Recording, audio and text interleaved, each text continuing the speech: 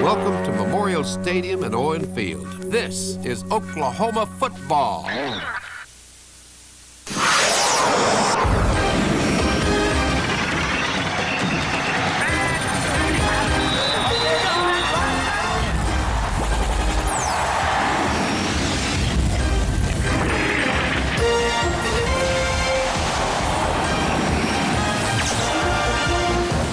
Triple-digit temperatures in Norman, Oklahoma makes no difference. A sellout crowd is on hand for the opening of the 2000 season. From Oklahoma's Memorial Stadium on the campus of University of Oklahoma-Norman, Fox Sports Net Southwest presents Sooner football. This evening, University of Texas and El Paso Miners face the Oklahoma Sooners. Hi, everyone. I'm Bill Land along with Dean Blevins. I don't know what we're doing with these coats on. You got the best seat in the house as long as you got AC. But the folks that have shown up here are going to be treated to an offensive show that might have something to do with that 100 degrees. Yeah, but, I wouldn't be surprised if there were 100 passes thrown in this ballgame. Oklahoma looks to throw perhaps 50, and UTEP is up this year. They're thinking 30 or 40. But if they get behind, as the odds makers say they might, maybe they go for 50. So we may get our money's worth. UTEP is not the UTEP of old. 5-7 a year ago, new head coach Gary Nord, former Oklahoma assistant, we'll get into that a little bit later, got an offensive guy to make it happen, though, and Rocky Perez, their quarterback. Rocky is the guy who split time a year ago with Jay Stuckey, who was a better passer, but Perez got a lot of experience. He didn't throw many interceptions. He's a guy that will sit back in the pocket. He's tough. Now he has the whole weight of the program on his shoulders alone. Now, on the University of Oklahoma side, you might say something about Josh Heupel that hadn't been said, although I don't know what it could be. Can he top his year from a year ago? Well, his numbers were staggering, but in terms of what he's done in the offseason, he's improved his numbers. His 40-yard dash time is better. His vertical leap's better. His body fat is down. Everything that he's done, Bill, is better, and he looks to have a much better season. He's a terrific leader. The players just love him. He's a great guy for them to cling to. He does a great job at the line of scrimmage. So if he has a better year, Oklahoma will have a better year. All right, we look forward to it, and let's get set for the kickoff as Oklahoma and UTEP. Let's send it down to our sideline man, Gary Reasons. Well, Bill, you said it was hot down here. Take a look at this thermometer. It's over 100 degrees. It's actually cooled down a little bit over the last few minutes from 110 to about 100 degrees. It's really hot down here. It's not going to stop these players, though. You guys talked about the offensive side of the ball. One of the most important things tonight might be the defensive side of the ball. UTEP, they returned 6 starters of that defense, and they're actually changing from a 4-3 system to an 8-man front, trying to actually create a team to throw the ball a little bit more. Now, for Oklahoma, they returned 8 starters of their defense, and they're looking to have a superlative season this year. Bob Swoop knows that their defense has to play well if they're going to do well in the Big 12 this season. Bill? All right, thank you very much, Gary, and we're ready for the kickoff. And thank goodness for the two teams. The shadows from the press box side have covered the field, so they'll be able to play in at least a little bit cooler conditions. Oklahoma will receive the kickoff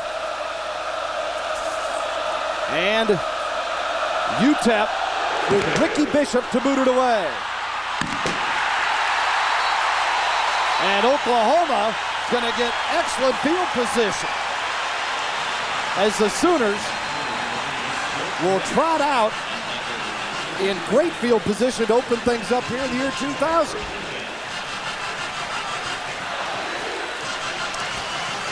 Sooner quarterback Josh Heupel will bring it out for Oklahoma.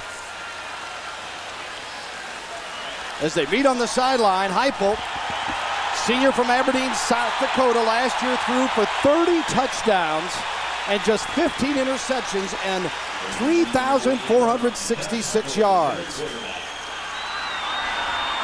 Out of the shotgun. Heupel on 1st and 10. Plenty of time. Incomplete, looking for Andre Woolfolk to try to get things off the get-go. Woolfolk, a sophomore from Denver, Colorado. So the Sooners now, 2nd down and 10 for OU on the 48-yard line of Oklahoma. Good news for the Sooners there. The offensive line, the big question mark offensively, did a nice job, but so did the coverage for UTEP. 2nd and 10, again out of the shotgun for Heupel. Bertram, the center, snaps it. Ball is deflected at the line of scrimmage. I'm not sure if that was Randolph. One of the front four from UTEP, it appeared, got one of those paws up there, Dean, to knock it away, and it'll be 3rd and 10 now for the Sooners. Well, again, good protection, Bill, but you've got to have the passing lanes open, and that time the defender, and I believe that Clark was the man, got his hands up and swatted that one down, so all of a sudden 3rd and 10. From the 48 again of OU. Heupel with the trail beside him in the backfield. Trips there left, Bill, on top. Heupel looks that way, in trouble. Dumps it and incomplete. And the UTEP defense that was built to stop the run-oriented offenses in the WAC has a very successful run on a 3-and-out for Oklahoma, as the Sooners will bring on their punter, Jeff Ferguson, to kick it away. The good news is, if there can be some, is that they should be able to pin UTEP pretty deep here, deep. Yes, that is the good news, but that first series didn't show much. It showed that UTEP is prepared, maybe not intimidated, and that they are ready to play some coverage in the secondary. They didn't get a rush on, Bill, but they did a nice job on all 3 downs in coverage. Javier Sanchez is the deep man at the 10. Signals fair catch and does it falling short of the 20-yard line, and that's where UTEP will take over. So the Miners got to be pretty pleased after the poor opening kickoff situation to end up getting the football near the 20-yard line and stopping Oklahoma, most importantly. In a game like this, the coaches on both teams are looking for their teams to be sound. They're looking for them to have good communication, but specifically defensively here. And talking with Mike Stoops, the co-coordinator, along with Brent Venables, that's what they're looking at here. Good adjustments, good communication, and to try to make UTEP become one-dimensional. Chris Porter lines up as the tailback behind the quarterback Perez. Look for the tight end Natkin, an all-WAC pick. The end around, and Mays fumbles it, recovered by Oklahoma. Sooner football. I believe Corey Heineke came up for the loose football. Lee Mays never had the handle, though. Mays, an outstanding receiver, you would think would have great hands. Let's see what happened, Dean. Bill, I think this play was set up perfectly. Heineke is beaten on the play. If Mays holds on to that ball, he might have a big play. Sooners converge. Heineke turns what could have been. You see Bob talking to Heineke right there, pointing to your head saying, think, don't get lulled in. Great play call on UTEP's part. Oklahoma takes advantage of the break, at least defensively. We'll see if they can offensively. Heineke, the junior from Edmond, Santa Fe, a guy who's known for his consistency, comes up with the big play. 1st and 10, Oklahoma, and Heupel ready to throw it again. Got his man inside the 5-yard line. Complete, and the Sooners will have it 1st and goal to go. Josh Norman on the reception, the junior from Midland, Texas. Josh to Josh, roommate to roommate, flag route, perfectly executed, not much space in there to throw that football. And the best thing about Josh Heupel on the field in terms of his play is his accuracy. Great exhibit there. 15 yards on the pickup, and it's 1st and goal for the 2-yard line. Oklahoma on the ground, down inside the 1. No signal yet, though. Seth Luttrell, senior from Muskogee, Oklahoma, 5'11", 221, carrying the football. Last year, he averaged 6 yards per carry and scored 7 times on the ground.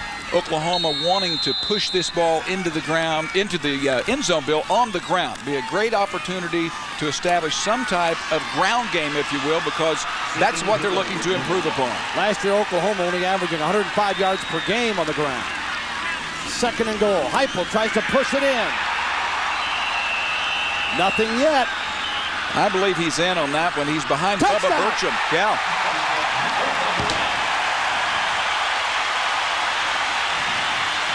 Sellout crowd will let you know, won't they? So Heupel gets his opening touchdown on the ground. As a quarterback, Bill, in this situation, you love the play call. You know, coach, give me a touchdown because virtually anyone can do that. You have big Bubba Burcham up front, 285. You've got Basinger next to you at over 300. Skinner at 299. And the Sooners do indeed get a touchdown on the ground. Fletcher on to hold, and the kick by Duncan. Up and good. Tim Duncan from Clinton, Oklahoma makes it 7-0 Oklahoma. The Last Word, weeknights at 6:30 and 11:30 on Fox Sports Net.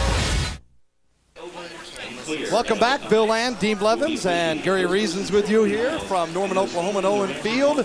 And talk about support, it is back. All the games have been sold out in advance for season tickets here. And we're glad to have our own Gary Reasons down on the sideline enjoying the balmy evening. Bill, it is balmy down here, I'll tell you, but UTEP head coach Gary Norris, no stranger here to Oklahoma. He was here as the offensive coordinator in 1995 under Howard Schnellenberger. And it was kind of a strange season for Gary Norris that year. His family didn't like it here very well. He said the fans were actually obnoxious. They'd call him, email him all the time and didn't like it. Actually, they're calling him back at UTEP now. So he's had a long affair with these fans here, and it's been a tough thing for him to deal with. Let's see how he responds today. Bill? All right, thank you, Gary. The long pass is complete at the 50, the 40, and deep into Utah. Fumble the football. UTEP recovers.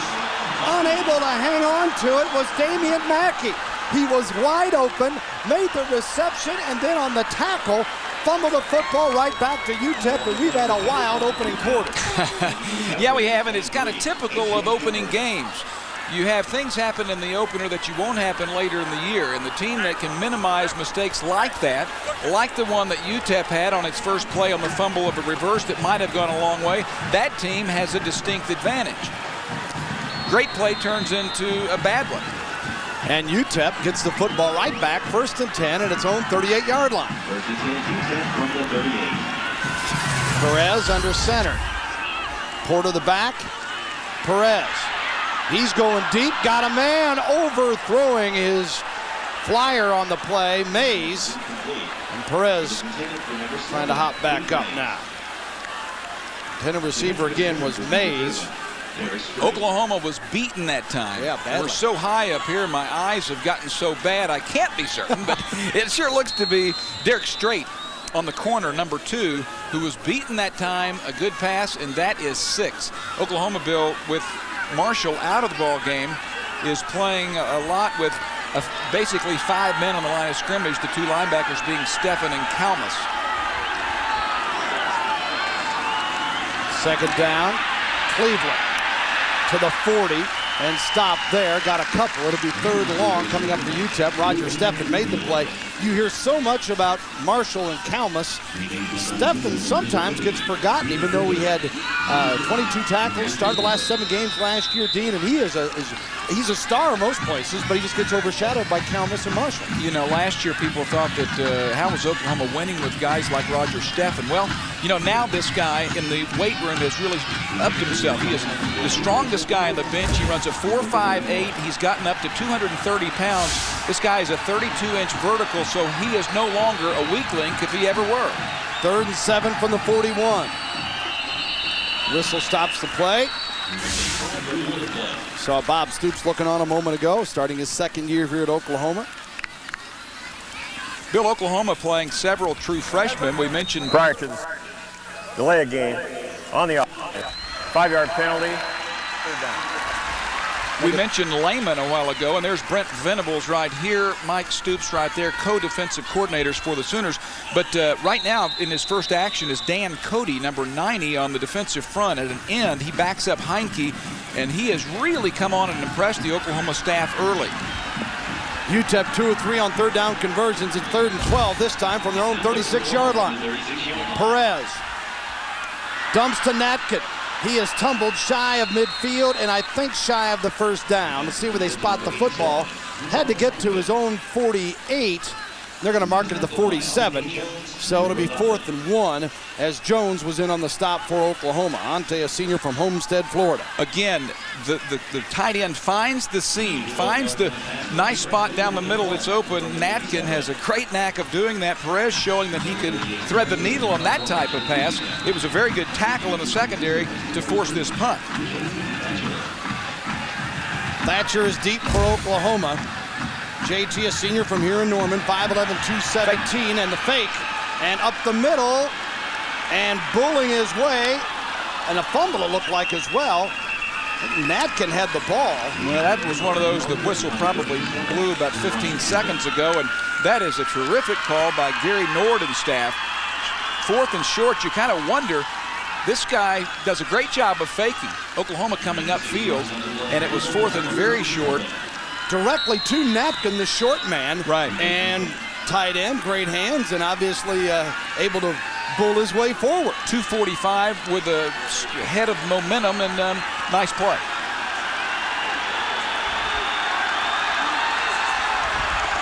Oklahoma in an 8-man forcing unit now, 3 deep secondary.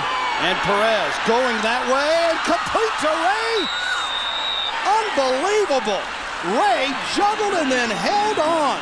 Allen Ray with a reception, Michael Thompson all over him. This is great college football. Ray, a terrific receiver. A go route on the outside. It's Ray against Oklahoma's Thompson. Thompson in good position. Ray a little push off. You don't call that though. A great throw and catch, and Thompson, Bill, was just a step behind, but burned because of the perfect execution. And the Sooners' 7-0 lead is in jeopardy after the 41-yard pass play.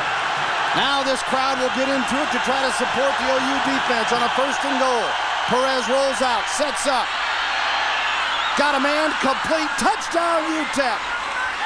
In the end zone, Tessier, Paul Tessier, a senior from Garden Grove, California, came via the JUCO route and found a slot in the end zone. It's 7-6 Sooners. People wondering about the Oklahoma secondary. Tessier here finds an open spot only because of the mobility of the quarterback. You give a guy 3, 4, 5 seconds back there, it is hard to keep receivers from getting open when they have 5 guys out on a route. Bishop sets up for the PAT. Perez is the holder, so beware there for some trickery. Last year, Bishop 31 of 33 in point after. This one is good, and we've got a tie ball game. 4:48 remaining in the opening frame here at Owen Field in Norman. It is 7-7 UTEP and Gary Nord against the Sooners of Oklahoma. Royal Stadium, where the best beaches under one roof. Welcome back. We've got a ball game with 4:48 to go in the first period and a wild first quarter. Rocky Perez, the TD pass to Tessier, and the point after makes it 7-all. There's Perez, 7 of 8, 85 yards, a touchdown. Most of the balls have been to receivers who have been open, so the secondary will need to tighten it down a little bit. Both touchdowns coming off of turnovers. Savage and Mackey are deep for Oklahoma, as Bishop will boot it away with 4:48 to go in the first period. And again, with the short onside, and Oklahoma catches this one and gets it with great field position. But you know what? I'll give Gary Nord credit. He's bringing out all the stops. 26-point underdogs. They got nothing to lose here, and they've been within a hair of having a couple of huge plays. Well, and I think that because his team has started pretty well, Bill, they feel like they can do that. They stopped Oklahoma early, and defensively and offensively they did well. We talked about the numbers off the top here. Was a year ago. 221 pounds for Josh Heupel, 206 now. He's lost that. Look at his fat decrease, down to 9%. And his 40 time, he was not swift of feet last year. And he goes from 4.9 to a little over 4.7. And that is something that should pay dividends for Oklahoma, because he may need to be a little bit niftier this year, losing a couple of great offensive linemen. Hands off on the first down to Griffin here. Quentin Griffin, a sophomore from Houston, 5'7", 193 pounds listed at, ran for 285 yards last year, and also had 11 receptions for 107 yards. Clark made the tackle from the defensive front of UTEP. It'll be 2nd and 9. Bill, this is where, if you're Oklahoma, you need to show dominance. UTEP's come out, they've responded with a touchdown, and now you need to burn them because they lost the gamble on the onside kick. You saw Ray set up that big touchdown for UTEP. Now it's 2nd and 9, Oklahoma. Heupel, a little bit underthrown, but didn't have much choice. Had to put it out in front and low for Norman to have any opportunity. Otherwise, the defender would have had the best chance to catch that football. Well covered by Clemens. The play really you didn't see too much last year. Mike Leach, the former offensive coordinator, now calling plays. You were there in Lubbock a week ago in his debut in a win, but now you have Mark Mangino and Chuck Long sharing the responsibility. That's a play I don't remember ever seeing, but I think probably the mobility, the improved mobility of Heupel allows them to do that. Kind of interesting, Dean, how those two, Mangino and Long, are both going to call a play, and then Mangino will decide which one to use. Yeah, it really is. It sounds like a good system. Mangino will be on the field where he can look his linemen in the eyeballs and communicate with them. He'll have a play that he wants to run. And then upstairs in the booth, Chuck Long, the number 2 Heisman guy many years ago, former teammate of the Stoopses at Iowa, is calling plays himself, seeing as pass game coordinator what he thinks will work. So Mangino has 2 ideas, 2 plays called, and so he can go with one of those. He does go with one of those. And then Heupel's going to say, forget you guys, I'm going to go with my play anyway. Mine's better. Yeah. What have you been working with me for all week? 2nd and 9 from the 45 after the penalty for Oklahoma. Little play action, Heupel able to dance away from one. Griffin, 20, 10, and down to the 6-yard line. That is Josh Heupel. Dodge a man and a touch pass, and then the big game. Well, you said it. You did my job. That is exactly what Josh Heupel does very, very well. 43 up the gut here will bring pressure. Josh Heupel a little niftier this year. And Bill, he does a great job buying time. And then the touch. This little 22 can scoop. Yeah. Griffin is a fun guy to watch. 1st and goal from the 4 as forward motion carried him to that point. Griffin stuffed at the 4.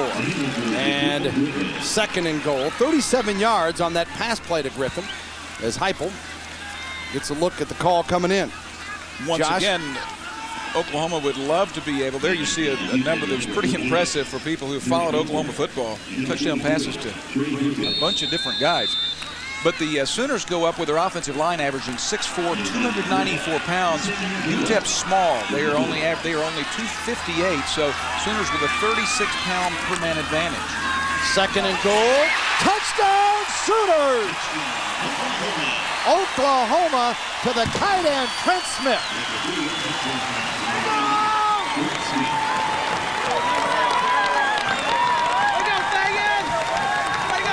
Heupel scored the first touchdown, 2nd one through the air. Trent Smith, tight end, a little corner route, perfectly thrown, and that's a great combination for Oklahoma. Trent Smith is as good as advertised.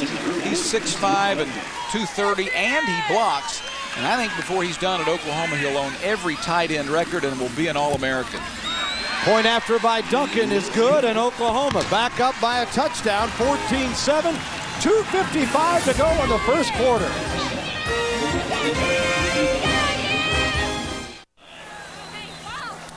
We're set for the kickoff. Been saying that a lot. 14-7 Oklahoma with 2:55 to go in the first quarter. Well, Oklahoma last year averaged nearly 37 points a game, and that was 8th best in the country. UTEP scored 25 a contest, and we expected offense. We're seeing it here tonight with a few surprises on top. Heupel's tossed for one and scored one himself, and Oklahoma will boot it off. inside the 10. Austin brings it out to near the 30-yard line. 1st and 10 there for UTEP. Bill, there's a great disparity tonight in Oklahoma's special teams from a year ago and UTEP's. Look at these numbers. Oklahoma a year ago, 40-yard net punt is terrific, 7th nationally. UTEP, 31 yards. They were 107th. Oklahoma, the 15th best team in the country on punt returns. UTEP, horrible. Kickoff returns, Brandon Daniels had Oklahoma up there at number 6 in the country. This bunch was 108. So you add all the number of kickoffs and punts together, that's a decided amount of yardage. Gary Nord said it cost him, he believes, at least 3 games last year. He said we very easily could have been at least 7-5 instead of 5-7, and maybe better had their special teams been just average. An average play here, and Oklahoma stuffs UTEP on a 1st and 10 from the 28. But I think that what Oklahoma did with its special teams last year is a perfect example of what Bob Stoops brought to the program, and that is focus, it is hustle, and it is accountability. You know, Stoops' mantra is no excuses, and I think his players don't have any excuses for not performing well. It's just those issues that you can address that don't have a lot to do with talent. The discipline that he's brought to the program is certainly reflected in the special teams play as well as other areas. Incomplete, and laying out for that one was Tessier, who had the touchdown reception. He got bumped pretty good as he sacrificed the body. Thompson was all over him. You see, Thompson was all over him, and I imagine that was a product of Mike Stoops being all over Thompson for not being over the receiver a while ago on the big play for UTEP. But Thompson, 19, is one of Oklahoma's best players. 3rd down and 9, the ball on the 29 now for UTEP. Last year, the Miners 3rd in the WAC in 3rd down conversions at 40%. And here, 3rd and 9, man in motion is Austin. Perez had him coming. The cutback and nothing doing that time. And the tackle made by Rocky Kalmus. Flag on the play, but very well defended by the Sooners, who are doing an outstanding job of tackling tonight. Normally in first games you see sloppy tackling and you see players not wrapping the ball carrier up. I saw that a lot today. I know you saw some of the Notre Dame game. Remember them early? Mm-hmm. They couldn't tackle Texas A&M. They did later. But sloppy tackling, and Gary Reasons might have a comment on that because he comes from the defensive side. Early in the year, it's tough. Did he ever miss anybody? Miss anyone or tackle anyone? Miss anyone? Nah. Let's take a look at what Perez saw coming at him. Well, he sees pressure up here, Bill. He's got to release the ball. He's got a slip screen going, and Kalmus on the top side there that we don't see is in perfect position to make the play. That was Williams coming after the quarterback. Kalmus finishing off the play at 4th and 9, and that means Glenn Beard is ready to punt. He is a senior, 6'2", 225. I was about to say, good chance to have an all-out rush, which the Sooners did and didn't get there. Thatcher picks up around 10. JT Thatcher. Tough shoes to fill with those return men gone from last year of Daniels and Jackson. Yeah, Jackson did a great job for Oklahoma, Jarrell Jackson, and there you see Mark Mangino, Cale Gundy right here, Mangino right here, and you know the guy in the middle. Cale Gundy, the running backs coach here now, and of course most of the viewers around the country will know Cale as a record-setting quarterback here for the Sooners, and his records are gone. He's probably saying to Josh, which one are you going to break tonight as he goes out on the next play. Cale's doing a nice job. 1st and 10 from the 42-yard line of Oklahoma. Good position for the Sooners, up 14-7. Heupel complete to Wolford, 50. Down to the 45-yard line. 1:33 to go, first period, and the Sooners moving it on the 1st down, and that'll move the chains as Bubba Wiseman, the Mike linebacker, a sophomore from Irving out of MacArthur High School in the Dallas-Fort Worth area, made the tackle. Oklahoma doing a good job on one of its base plays. It's a team that passes to set up the run. Skinner gets out there as a right guard, a 300-pounder Bill in the corner, and does a great job of blocking, and that's one of the best things I think that this line and last year's line did, is get downfield in those types of slip screens and hitches. 13 yards on that pickup. 1st and 10 from the 45, and Heupel going deep. Complete inside the 10-yard line. And the Sooners are knocking on the door again. Savage for the reception.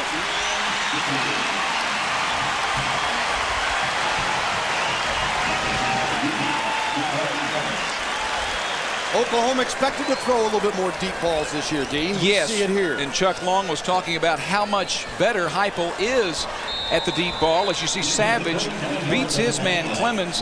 It had to be a perfect pass, Bill, because Clemens was only a half step behind, but that's one that Mike Leach would call throwing into the barrel, where you throw it over the top. You have to make a decision on that kind of route, whether to rope it or throw it over the top. Right decision and perfect pass. 6 and 9 for 149. Maybe a second score coming up here. First and goal from the 6. Heupel to the outside. Incomplete. Did not have control before it hit the ground, according to official, and Mackey was the receiver. Damian out of Union City, California. 28 grabs last year for 4 touchdowns, 319 yards. Mackey had it hit him. I think that the defender on this is Clemens, does a great job, but he had a little contact when the ball was there. But another play that another pass on the money for Josh Heupel. Griffin and Luttrell in the backfield with Heupel on 2nd and goal. Josh to Luttrell, stopped at almost the 6. Maybe a loss on that play. We'll see where they spot it as A.J. Shepard, the Rattler, strong safety, made the play. Yeah, he rattled the cage of Luttrell there. Here you see 23 running out. That's his man. If he can tackle Luttrell, he's done his job. If Luttrell can make the first man miss, he's in the end zone. Defense wins. As a terrific play by Shepard. 3rd and goal from the 5 now for the Sooners. Up 14-7. Heupel. Just out of the reach of the tight end for Oklahoma, and it'll be a 4th down situation. Field goal unit will come on. That is one of the examples of where you would prefer to be back on the 20-yard line. You hear that said a lot. I don't believe it very often. I think teams would like to get down on the 6-yard line. I do believe it with Oklahoma's team, though, because they love to stretch you vertically along with horizontally. You can't stretch anyone vertically when you're on the 6-yard line because you only have 16 yards to work with. Duncan for the field goal, 22-yard attempt coming up, his first of the year. Last year, 11 of 16. His longest was 43. And Tim hits this one. And Oklahoma now, a little bit more of a cushion. Up 10, 17-7 after the field goal by Duncan. Hey, good quarter, and at the end of the first quarter. Stay with us on Fox Sports Net.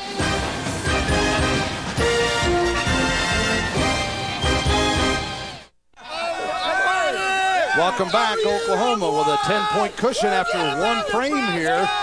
Bill Land and Dean Blevins with you as the fans are fired up, hot or not. But it's full, and it is very good to see that again, Bill. We have such a great view of that. We have trouble seeing some things down there, but we can see the 75,000 people here. And the pride of Oklahoma is back, not only in the band, but in the stands. For a while, it was only the band. Out of the end zone and the touchback. We'll give UTEP the ball first to 10 of the 20. Great kick by Duncan after the reception by Sanchez. Bill, Duncan's going to surprise some people this year.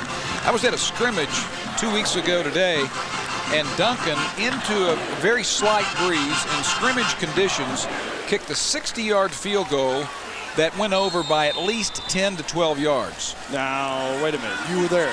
You witnessed it. I almost caught the kick. Yeah, I did. Before or after beverages? We had a lot of water on that day, William. It was hot as well. But he's got a lot of pop. Yeah. He participated in the summer workouts and gives that as the reason why he has such a stronger leg. Another reason they're still excited about special teams here. Here's Perez on 1st and 10, scrambling. Unloads and incomplete, intended for Ray. And Thompson again all over him. That's going to be fun to watch tonight because there's 2 talented guys.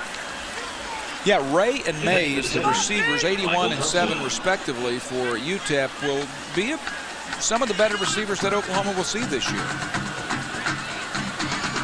Sooners shifting up front with a lot of people, not only because of the heat, but as Ramon Richardson walks off with a little bit of a limp. The Bill, they normally will roll in 7 or 8 down linemen.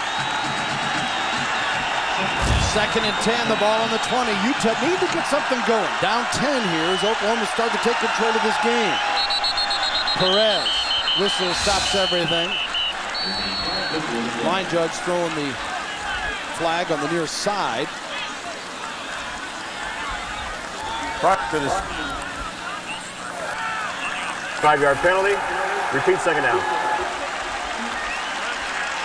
Watch 28 here with a little move prematurely. Chris Porter. One of the rules this year that has been changed is similar to that. It reminded me when he jumped a little bit, because defensively, you know, when the teams defensively used to encourage, mostly on kicking situations, they would jump to draw the offense off sides. You can't do that now. It has to be a natural motion. And likewise, quarterbacks are going to be watched a little bit more closely to see if they're drawing the defense off with unnecessary head jerks. 2nd and 15 after the penalty. Perez wants a timeout. Well, Oklahoma, no penalties in that opening quarter, and that's also a rarity for any team on opening day. And UTEP getting a little bit of a hole there. The crowd gets going. Perez has to burn a timeout as Gary Nord comes over to visit with it.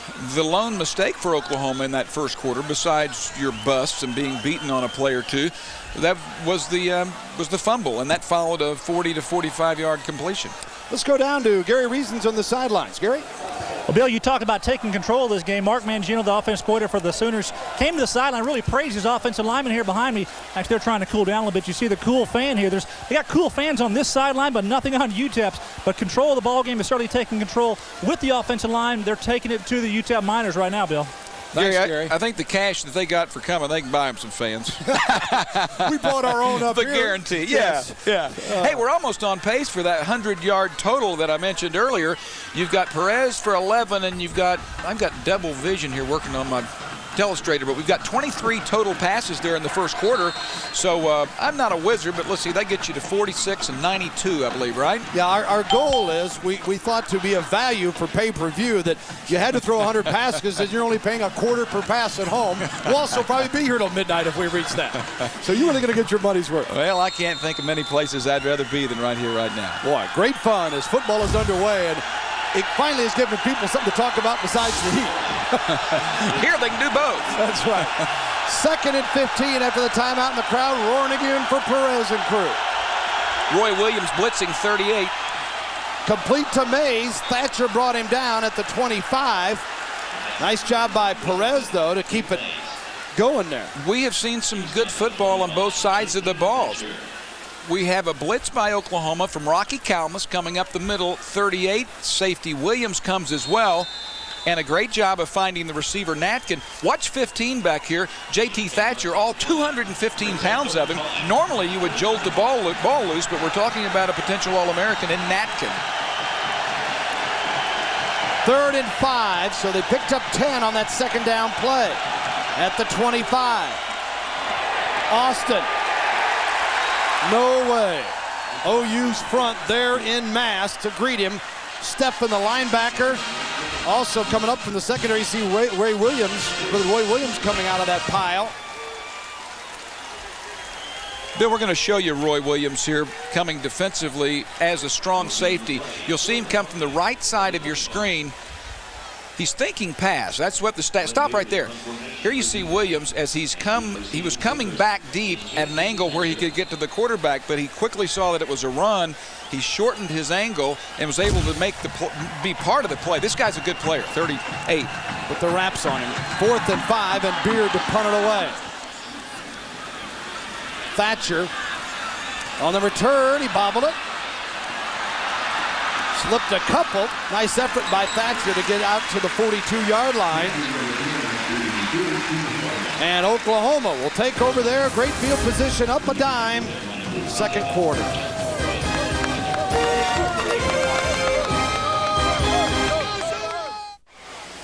Oklahoma rated number 19 by the AP poll. Up 10, 17-7, second quarter. Bill Land, Dean Blevins, Gary Reasons with you here in Norman.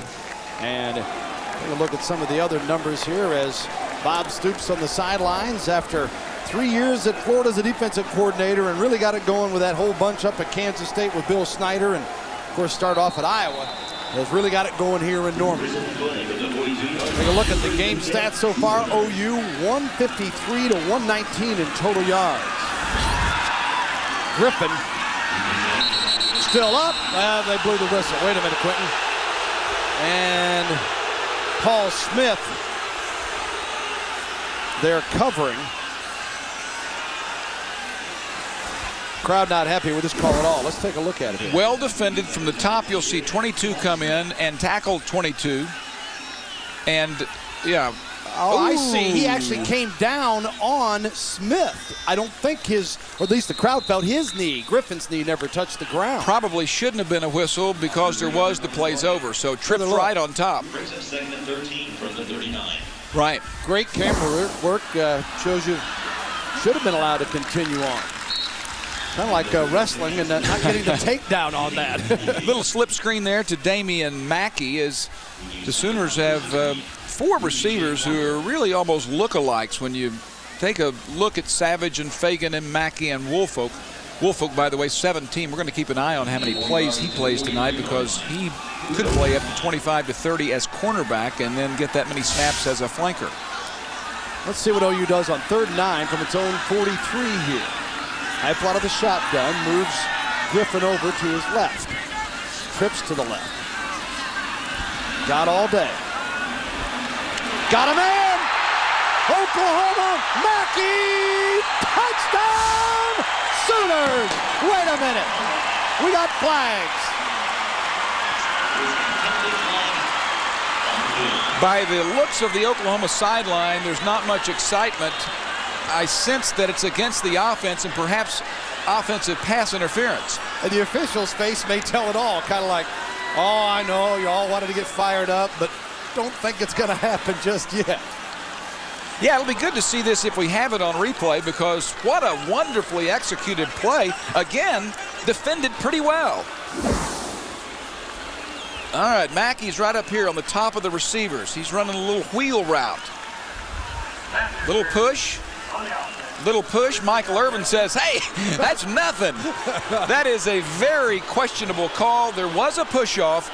I would say, seeing that play, I would see a penalty called on it 2 times out of 10. Well, this was one of those too. Mackey said, come on, this is football. Bob Stoops immediately went to Mackey, though. You probably saw that shot there where he was kind of letting him know, I guess. You better be a little more careful than that. 3rd and 24 now for the Sooners. Unspoken there was the wonderful job the offensive line did in giving that play time to develop. First penalty against the Sooners, and they're in a hole from their own 28. Hyper almost got it back. The Savage going up and not able to hang on. Yeah, and the offensive line made a point, Dean. It's a group that seems to have some experience, but not as a unit and not at all the same positions, and they are concerned at how effective they'll be in the early going. Well, and I think that they have good reason to be. You lose Stalker McDougal as a first-round draft pick. You have Matt O'Neill playing wonderfully at center for a couple of years, making the Atlanta Falcons roster on injured reserve right now. And you have Jay Smith, who spent about 23 years down here and a wonderful guy. And, you know, they all played together so well and had great chemistry. This bunch will have trouble being that good, but they have to be effective for Oklahoma to be effective passing the football. Ferguson to boot it away, 28-yard line, the line of scrimmage. And brought down, no whistle yet. And hold it, they're going to bring it back. They're going to bring it back to 28. Whistle wasn't heard or ignored by Sanchez as they'll bring it back. One of the most skilled players for Oklahoma, there you saw him, number 11, is Ante Jones, and he made that play. Ante has never been known one to really outsmart a lot of opponents, but he can outperform most. 42-yard kick. UTEP will have it on its own 29-yard line when we come back. Nobody leaving. They made the effort to come here, and 100-plus degrees in Norman, Oklahoma, and the Sooners with a 17-7 lead. It's been an entertaining first half, 11:20 to go here in the second quarter. And UTEP going to get the ball back. Oklahoma's time of possession, look at that, just 6:46, but the Miners are down 10 points. And that time of possession with Oklahoma doesn't mean a whole lot with this offense. Perez out of the shotgun. Dumps to Porter. Out of bounds at the 31-yard line, maybe 32. And pick it up around 3. Roger Steffen was covering on the play. Perez last year threw for 1,198 yards. Started 9 games. Year before, he threw for 728 yards, and this is his 15th start.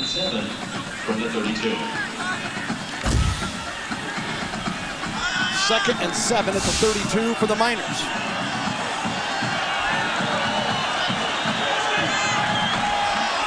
Bill, we're a little in the dark on this. I think Brandon Everidge is not playing as well. I've not seen him, and I understood he might not be playing for the same reason as Marshall. Interception, Oklahoma. Williams, no flags. Put it on the board. Touchdown, Sooners.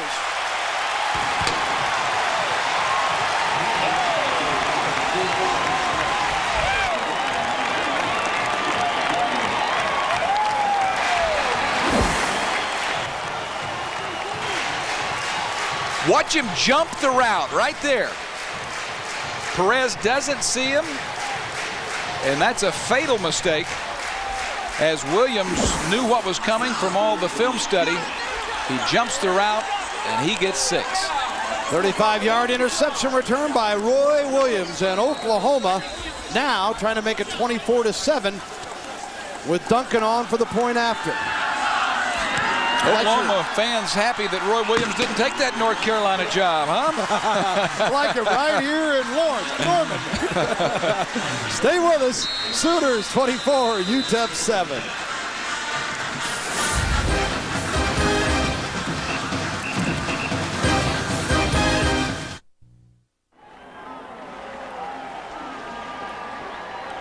(24-7) Oklahoma after the interception return by Roy Williams. Really took the wind out of UTEP's sails. Sooners would start take control anyway, but Perez, who we bragged about his accuracy, well, that interception, the first of the night, and it goes for 6 as he explains it to Gary North. Well, you know, one of the things that I think Bob Stoops and staff have done is that they come into a game like this against a team that UTEP has made some good plays. I mean, that they look like a representative opponent. And had Oklahoma not been a team, and if they weren't a team that took advantage of mistakes and not an efficient team, I think we could have a heck of a ball game here. But Oklahoma is crisp and playing well for an early opener. The deep kick and the return shy of the 20-yard line, as bringing it back for UTEP Sanchez.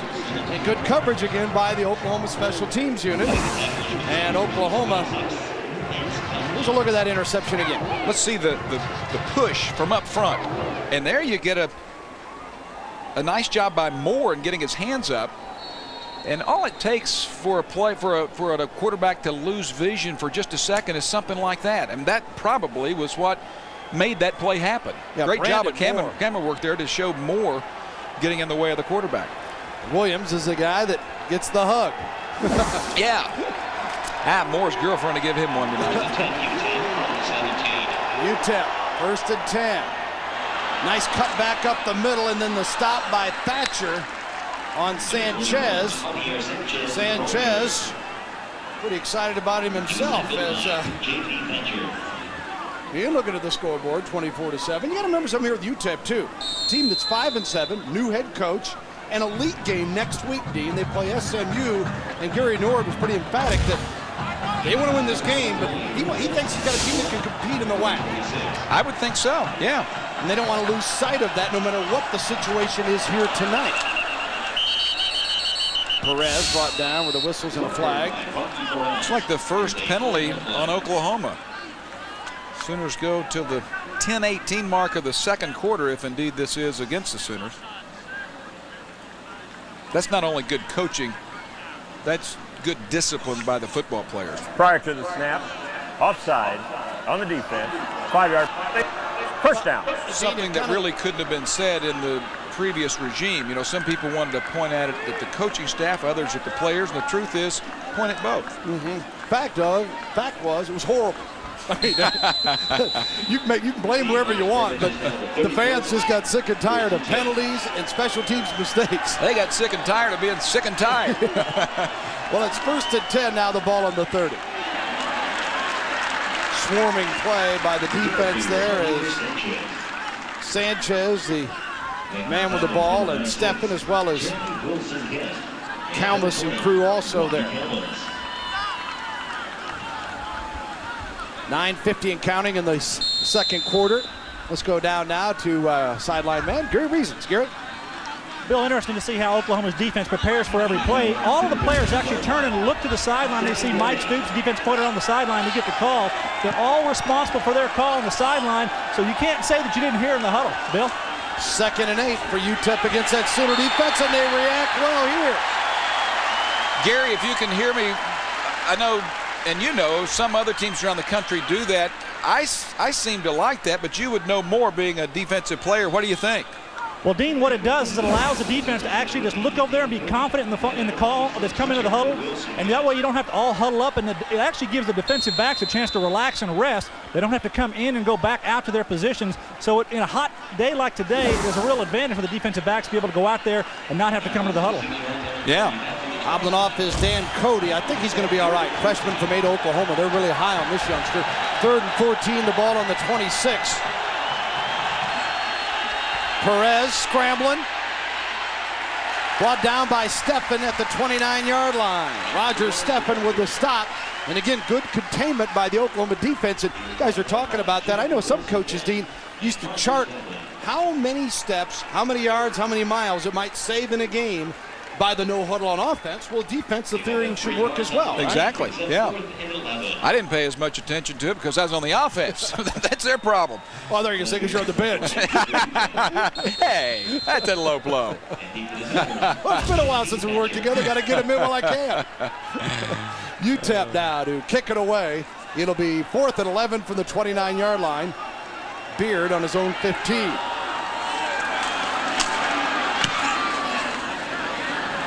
Thatcher will have a shot. Dodges 1. 30. And out to the 37-yard line. J.T. Thatcher, where Oklahoma will get it midway through the 2nd quarter here at Owen Field in Norman. Sooners getting a Heupel touchdown on the ground, and then a Josh Heupel touchdown pass, a Duncan field goal, and a Williams 35-yard interception return to provide a 24-7 lead. The Miners only score on Tessier's 6-yard pass reception from Perez. Bill, I want you to watch number 19 here coming down for Oklahoma. This is Michael Thompson, and what he does is going to allow Oklahoma to catch the ball and make a play. Watch in the middle of your screen, he was able to nick his defender just enough that J.T. Thatcher could catch the ball and make positive yardage. It's those little things that make the difference. Heupel on 1st and 10, the short turn in, incomplete. Fagan, the intended receiver. Look at Curtis out of Houston, redshirt freshman. Make it 2nd and 10 from the 37.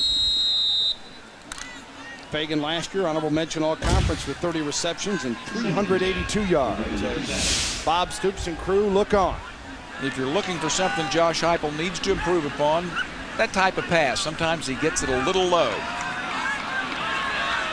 Out of the shotgun now, 2nd and 10 from the 37. Heupel. Behind the intended receiver that time, Trent Smith. You know, you've seen some quarterbacks who seem to play better in pressure situations or throw better when there's not much room for a ball to go through. There's a perfect example. The play before, for one thing, but this one, Josh has had the ball on the money tonight. I mean, the short stuff and the long stuff. That was a play that was wide open and one that would have been able to go for nice yardage, and it was just a ball that was inaccurate. Heupel last year, 15 Big 12 records that he snapped. 3rd and 10, the ball on the 37. The trail shifts over. Heupel steps up in the pocket, a wobbler, and just shy of Woolfolk. So Oklahoma will have to punt it away with a 24-7 lead. Bill Land, Dean Blevins, and Gary Reasons with you here on Fox Sports Net. Oklahoma's season opener as the Sooners trying to better last year's 7-5 mark that ended up with a loss to Ole Miss in the Independence Bowl. UTEP went 5-7. This is the first year for Gary Nord, replacing Charlie Bailey, who retired last year.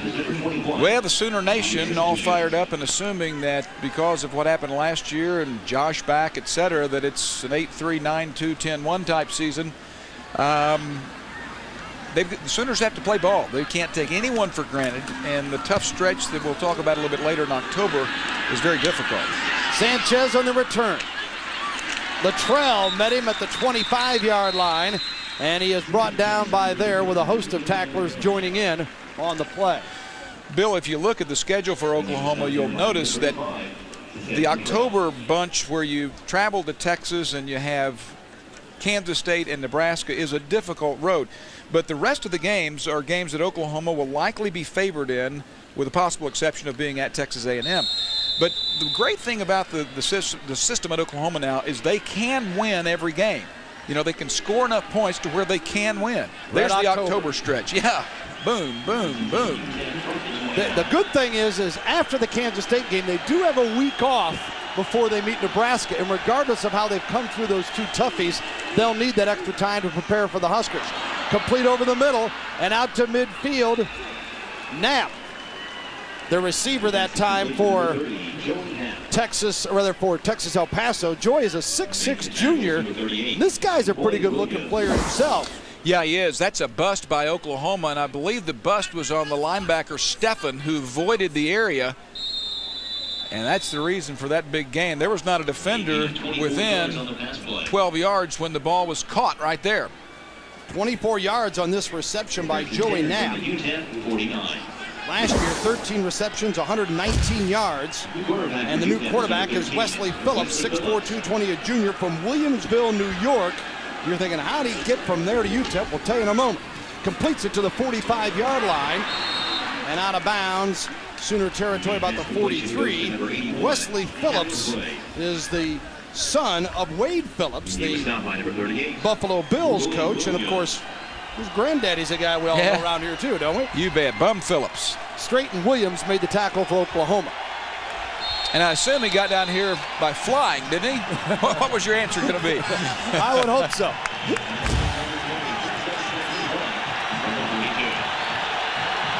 Second and 1 from the 42. Right up the middle, and the ball carrier Chris Porter gets the first down. Thatcher makes the tackle. But there again, you heard the crowd there. That's kind of what's back here at Oklahoma. That was second and 1. That wasn't fourth and 1. That wasn't the third and 1. Fans trying to get into it, doing anything they can, just salivating, Dean, over the possibility of Oklahoma being better than they were a year ago. Well, Bill, the fans did that for Gary Gibbs for a period. They did it for Howard Schnellenberger for the first part of the year, and certainly tried with John Blake. Now they believe that there is indeed hope and execution, and so they are very much alive. First and 10 at the 37 of Oklahoma for the Miners. Phillips got away from one, keeping it to the 30. Nice job of protecting the football. That one, pardon me, Bill, that one will come back because there was a hold, and I believe it was on Porter holding a blitz from the outside from Straight. If that's the case, though, if there's any penalty that a coach will put up with, is it one where you protect your quarterback in that situation? A quarterback will put up with it. You said just stop him. I don't care how. 10-yard penalty out of 5. Repeat first. I don't care what coach tells you. I'm buying you dinner after the game. Exactly. Yeah, good call. Perez back in. Phillips last year, 4 of 8 for 8 yards, so very inexperienced. Didn't play in 97 was a redshirt year. Didn't play in 98, redshirt 97. So nickel package for Oklahoma here, 5 defensive backs. And on the play into Oklahoma territory at the 49-yard line, Knapp the receiver. Straight, Steffen both there. Derek Straight, redshirt freshman from Austin Lanier High School out of Texas. Steffen in on the stop.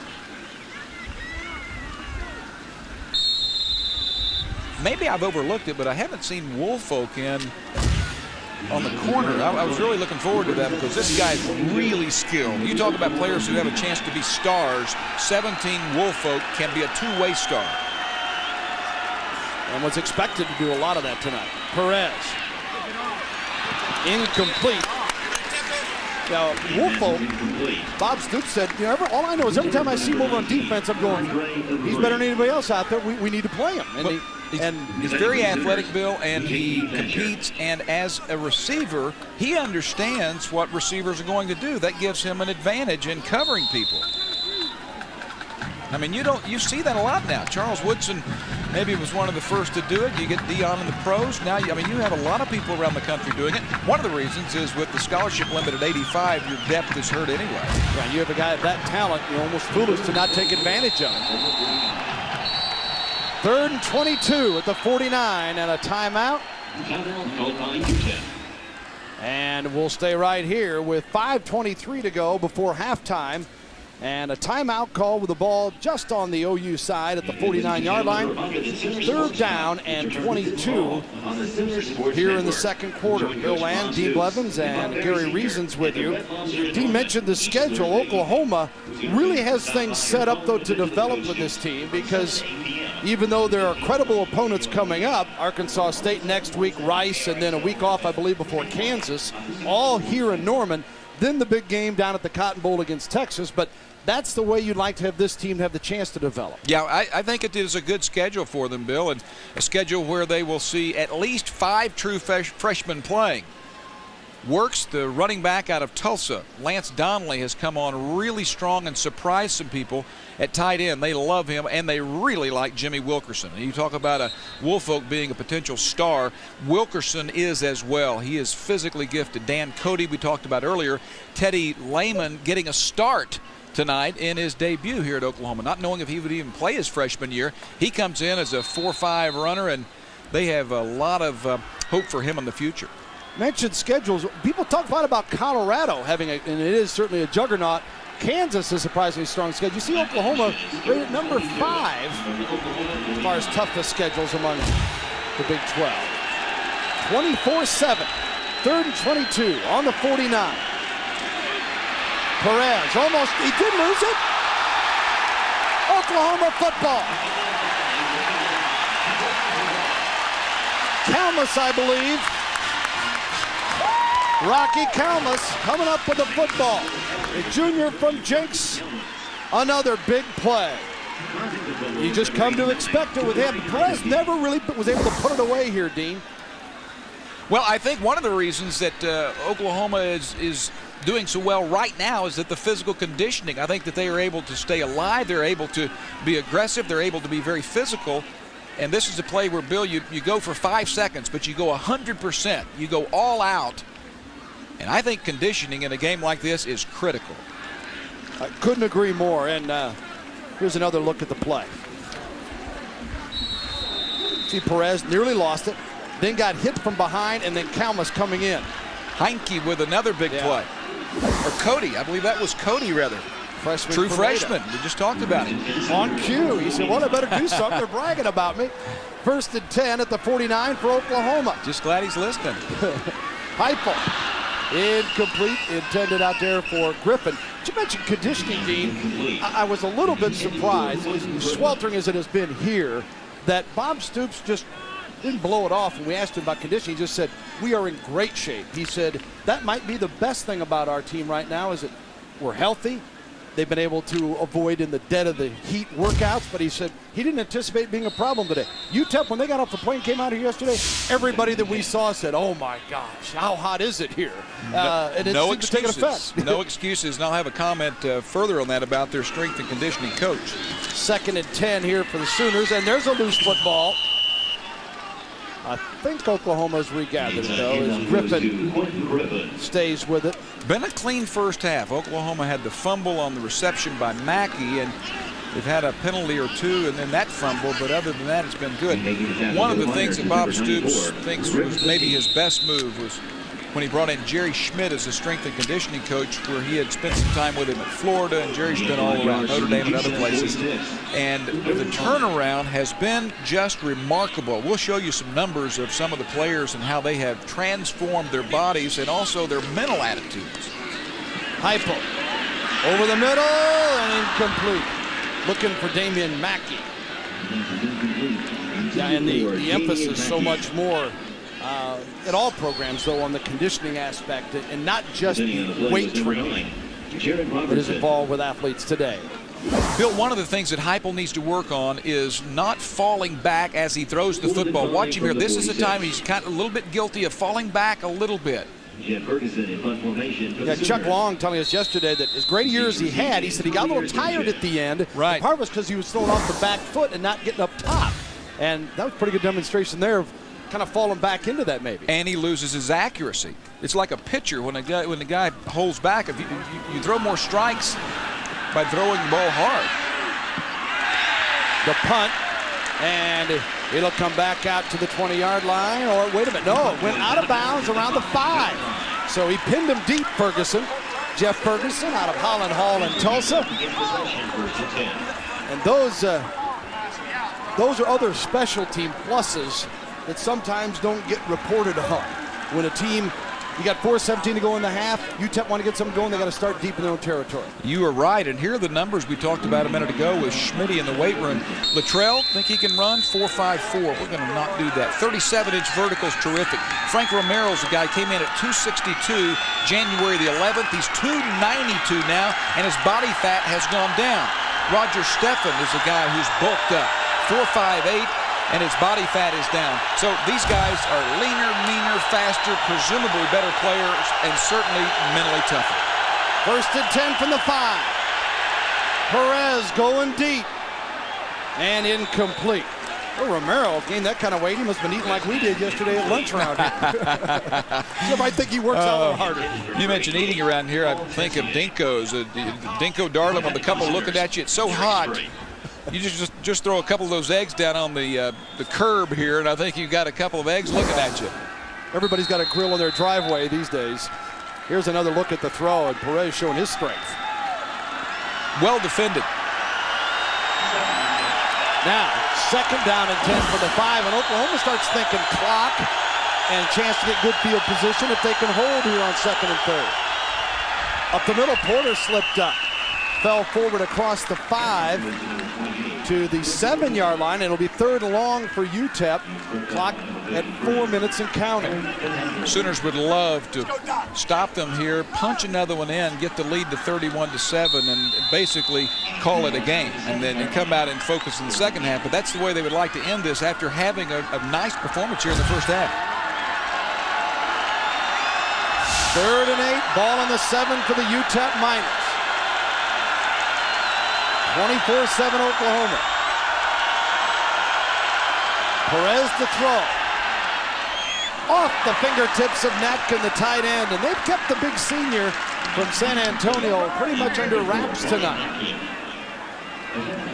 Certainly in a tight situation, you know, Perez would like to go to him or Mays. Bill, this is just a poorly thrown ball as you watch Natkin settle into an empty area, and the empty area was huge. He stopped his route. That's miscommunication between the tight end and the quarterback. But that's another bust defensively for Oklahoma.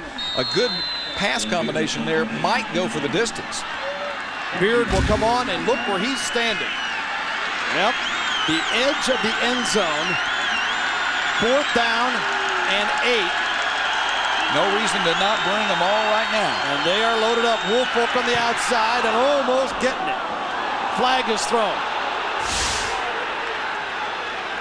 Thatcher stays away, and it'll either be running into or roughing the kicker, one or the other. Big difference here, too. Roughing gives the UTEP Miners a 1st down. So the 42-yard punt, you can forget.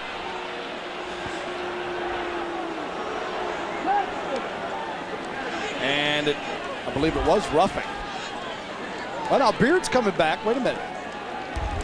Okay, let's watch again here. All right, we'll have a couple of looks at it here. Great view right here. Not if you're Beard.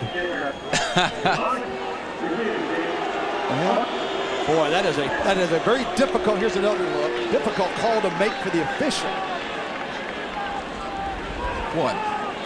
What did they end up calling it? I certainly would not call it intentional.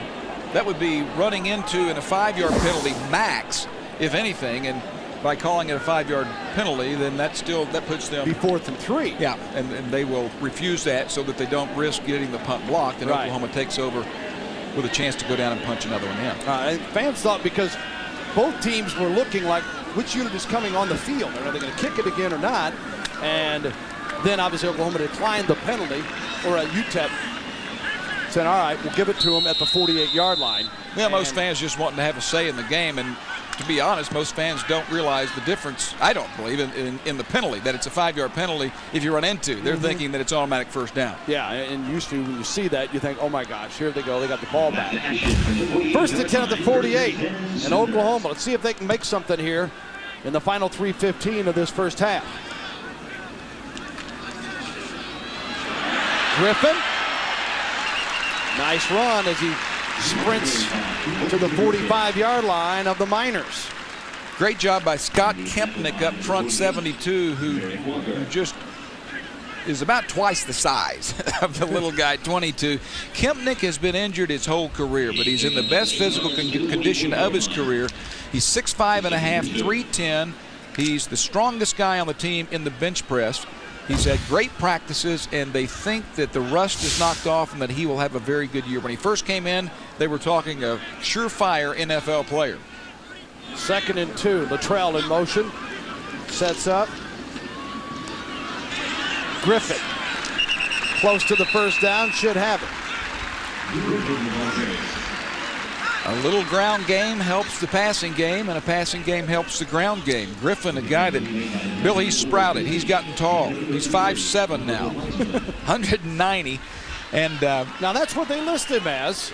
He truly is. Really is. Yeah. You've done some investigative work on sizes and speeds, and We've had some into espionage these days. Well, we just had some fudge, and I just wanted to make sure that they still do today what we used to back in the dark ages, and try to turn from 5'11 and a half into 6'1". Yeah. And they still do it. Yeah, if they get away with it. Stoops doesn't let them. 1st and 10 on the 42 of UTEP. Heupel, Touchdown. oh, he dropped the football. I should have said would have been a touchdown. Ball a little bit underthrown. I think Griffin was thinking the same thing instead of grabbing it first. Heupel underthrows this a little bit, but look at the pressure that he gets.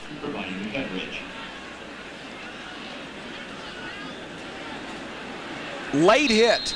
I know that's slow motion, but William, give me a vote. You're not a guy that is persuaded easily. Yeah, I thought Holloway, and Griffin should have caught the football obviously, but Holloway, 58, I believe, was the guy that certainly could have been blown for the late hit. And no call. So you're not taking a position, is what I'm hearing. Of course I agree with you. You buy the beer later. 2nd and 10 of the 42. Ronaldo works. And across to the 35-yard line. So they're back to 3rd and short to first down now. High made the tackle.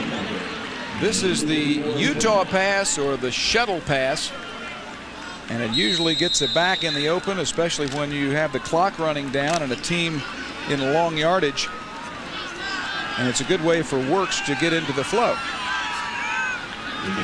3rd and 3 at the 35. I think Oklahoma goes deep here. Savage wide right. Norman and Wolf up to the bottom. Across the 30, 29, 25, and still moving. Ronaldo Works, the freshman from Booker T. Washington out of Tulsa. And Works is a guy who worked hard coming in here over the summer and is seeing it pay off by playing. That is a great audible at the line of scrimmage by Josh Heupel, and a good job by Works of making the first tackler miss him. But that time, Josh Heupel audibles out of a pass, and of course I'm thinking it's going deep, but he audibles out of a pass into a run successfully. Gabe Williams made the tackle for the Miners, but not before Oklahoma has another first down with a minute to go at the 24-yard line of UTEP. 24-7 Sooners wanting more. Heupel got a man and a first down again inside the 12-yard line. Savage makes the reception. He had 31 a year ago. Well executed here, William. Good protection, a rocket throw, And you'll see Savage, where I am, I'm turned around here. This is Savage right here with a hook. Watch what he does after catching the curl. Comes back to the ball. Now he gets his head up, turns around as quickly as he can, gets positive yardage. There's an example of weight training helping him. He wouldn't have been able to gain that extra 3 yards a year ago. And as a result, 1st and 10 at the 11. And it's not always going to be one that you're going to break for 50.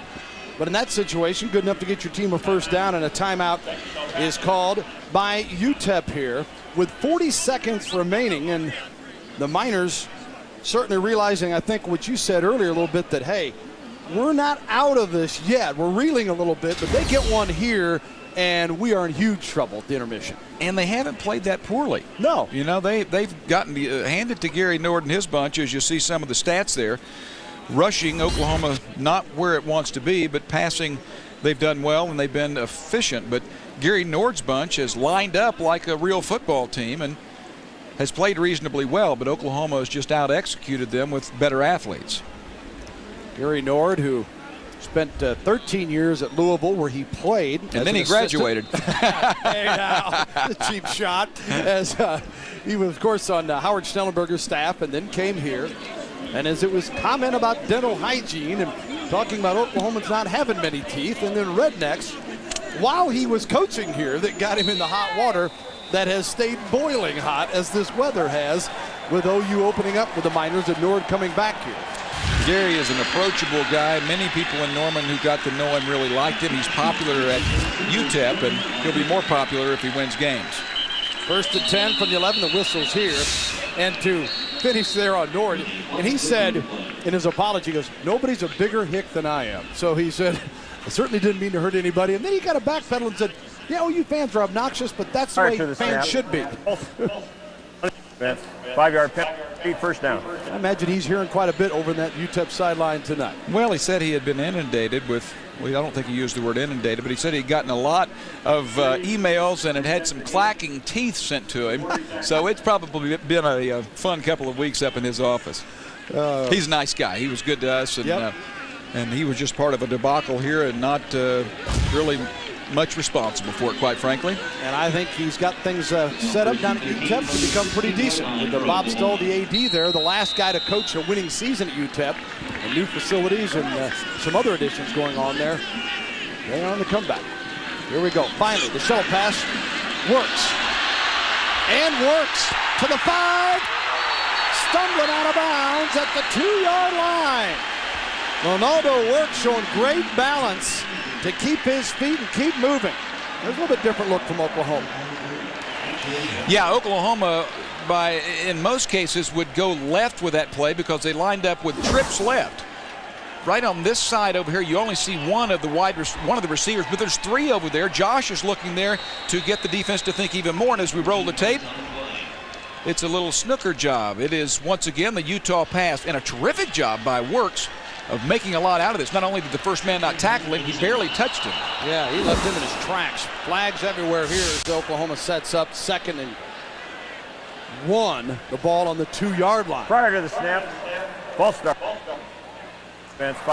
Set it back 5.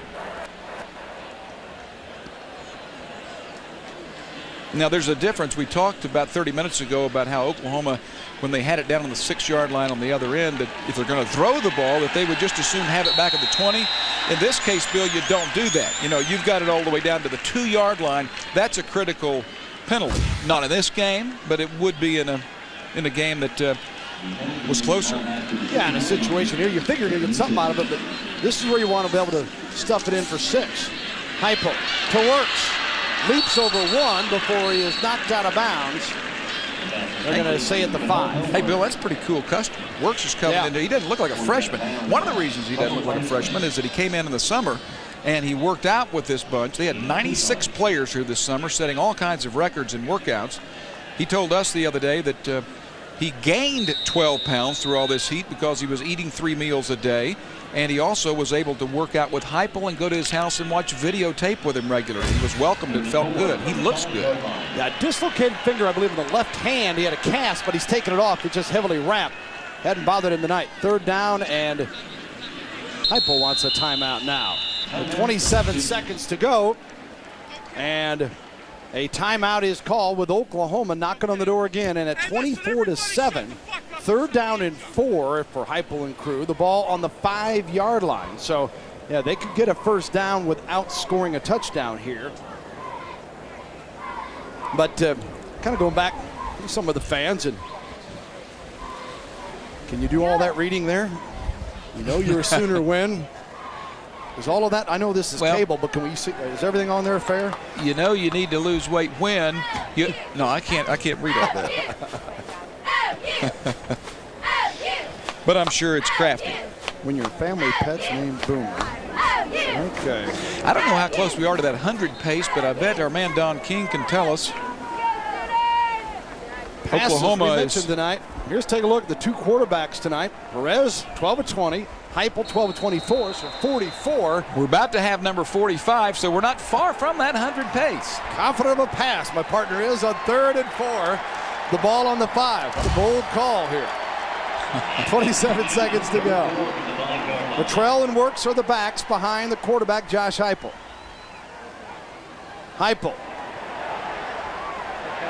Oh, just missing off the fingertips of Smith in the end zone. I don't know if Smith would have been able to stay in bounds, but he knows that he could have and should have had that. Had a 4-yard TD reception earlier, and now the Sooners will come on for what appears to be a field goal attempt.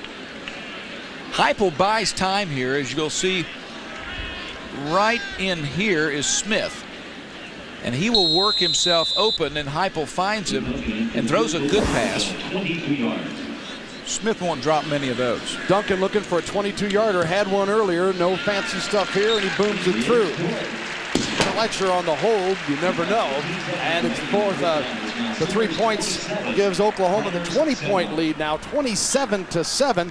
And Duncan, a pair of 22-yard field goals, and Oklahoma with a 20-point lead and 18 seconds to go before intermission. And some of the crowd saying, I'm going to go get a little air. But they head out, take a little halftime break. We hope you stay with us, because at halftime we'll have a chance to visit with Joe Castiglione, the athletic director here. Hopefully J.C. Watts, U.S. Congressman and former Oklahoma quarterback, will be by. And a chance to catch that Oklahoma marching band as well. And, of course, the Schooner starting it off right now.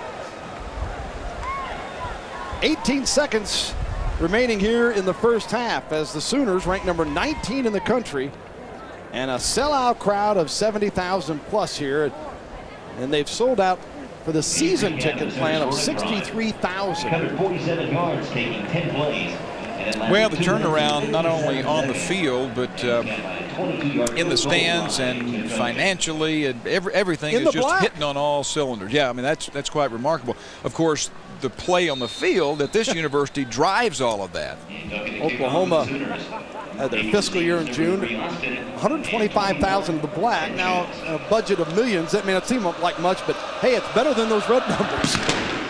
And again, attribute that to a lot of the work of Joe Castiglione, but it still comes down to your football program's got to do it, and this one's starting to do that. Well, the university, Bill, is hitting on all cylinders, because in David Bora, not only does the university have a proven leader with a lot of imagination, but a guy who prints money. I mean, he can raise cash. Where? Can I stop by? Yeah. You know, and speaking of that, UTEP has new facilities coming in. That's one of the things that gives Gary Nord hope for the future, where their facilities have been poor. They now are becoming competitive in their league with that. Yeah, the Sun Bowl has always been a pretty nice facility, but they're improving their workout facilities as well as their academic situation.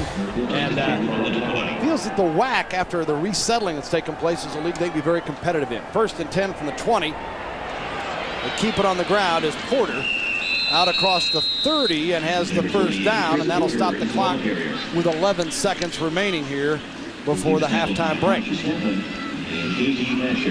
Steffen in on the stop for Oklahoma. And talk about things going well at the university. Enrollment at an all-time high, over 21,500 officially enrolled here at Oklahoma. And don't think that doesn't have a lot to do with the football team. Sure does. No matter what some others may think.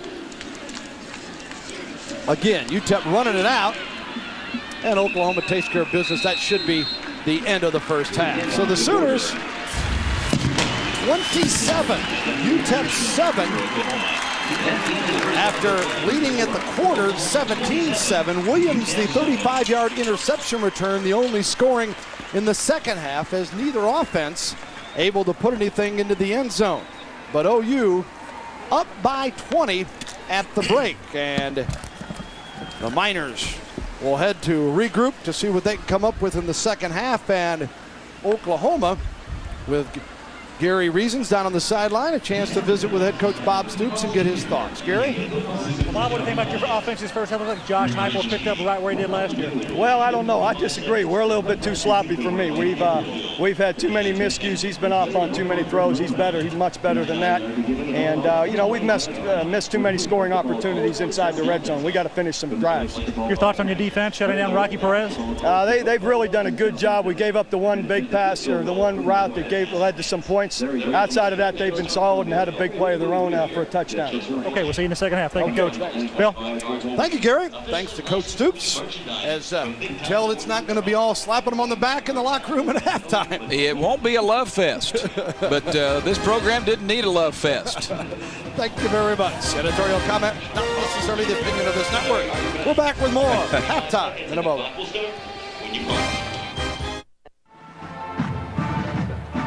Welcome back. It's halftime, 27-7. The Sooners over the UTEP Miners. Bill Landy, Blevins, Gary Reasons, and the Fox Sports Net crew with you. And the University of Oklahoma marching band playing to the 70,000 plus here. We're going to let you go down on the field and enjoy all the action. You talk about people that have been putting it in hot weather. Think about these young men and women in full dress out here tonight. So let's sit back and enjoy the University of Oklahoma marching band. This is the major event of Oklahoma, and Oklahoma's right junior miss. Please give Tracy a super welcome. Number 35, Westside Forward.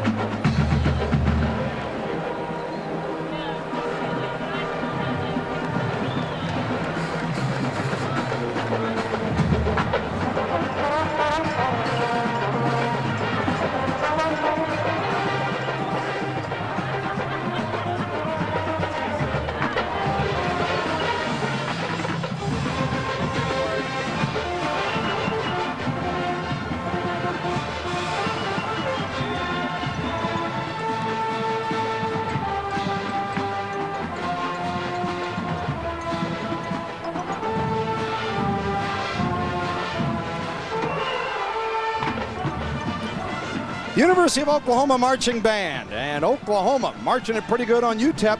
We're at the half, 27-7, the Sooners over the Miners. We're back with Joe Castiglione, the athletic director of the Oklahoma program, in just a moment.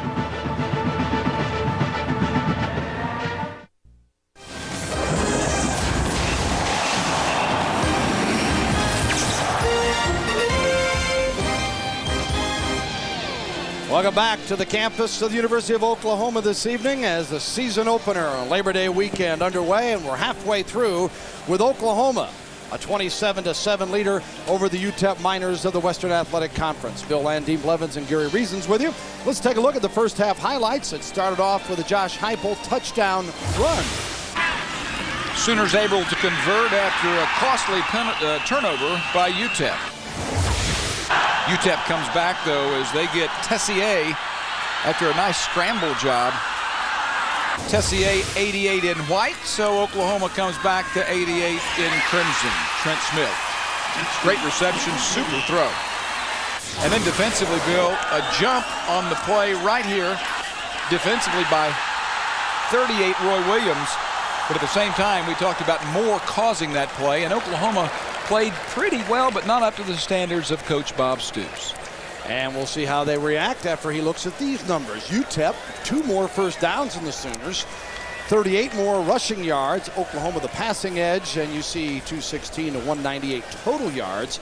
Time of possession, again, not a factor. Their down conversion's got to be concerning, the Hunting. Yeah, it really is. 1 of 7 is not a good number, and I see now why Bob feels the way he does. I think that overall, though, Oklahoma had enough big plays to offset some of the things that they did poorly. Of course, a coach goes into a game, and Bob says you never feel totally comfortable, and he says you always want to minimize the mistakes, and the first game is a bigger problem than the other games, and that is what is really concerning him right now. Penalties was not an issue until late in the half for the Sooners.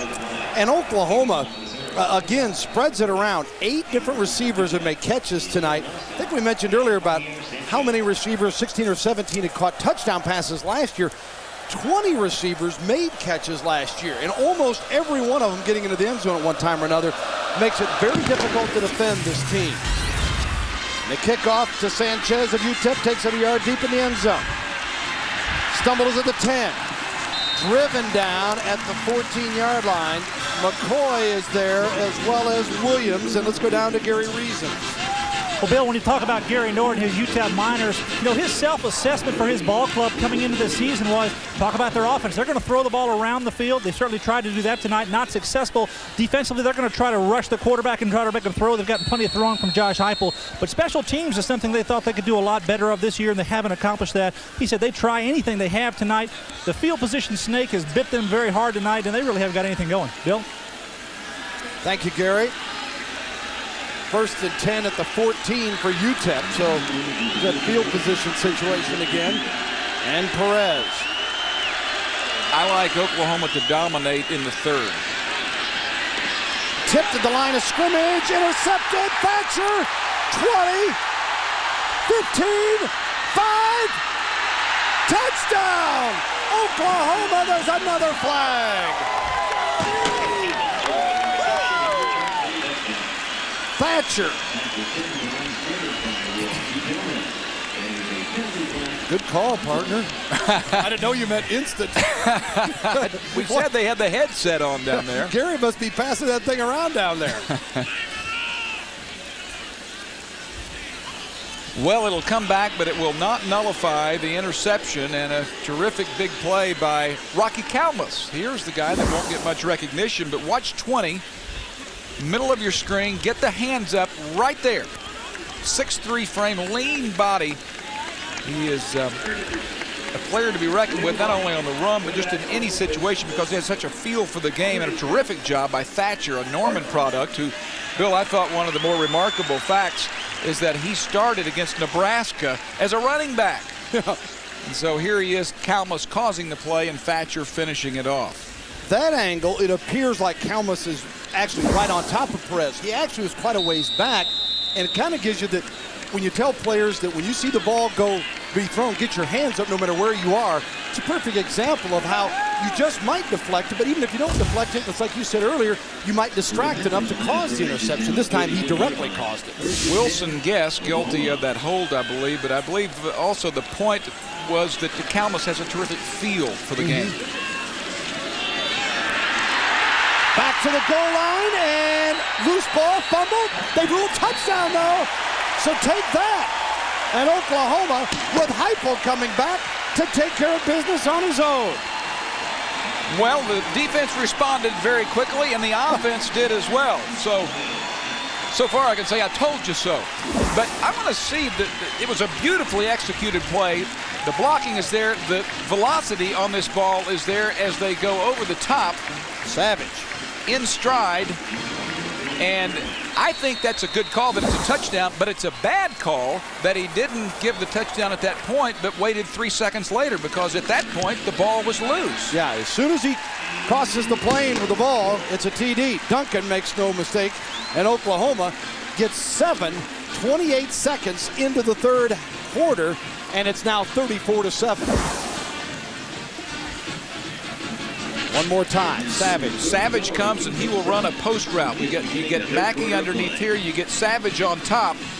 He crosses the plane, it's a good call. See if the official comes into the shot. The official did not give a touchdown immediately, waited about 3 seconds, and I think what probably happened is he realized that he had made a mistake and went ahead and went with it, but it sure does look suspicious to the opponent.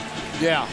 And Heupel, meanwhile, takes the helmet off as he has thrown his second touchdown pass of the night and scored one.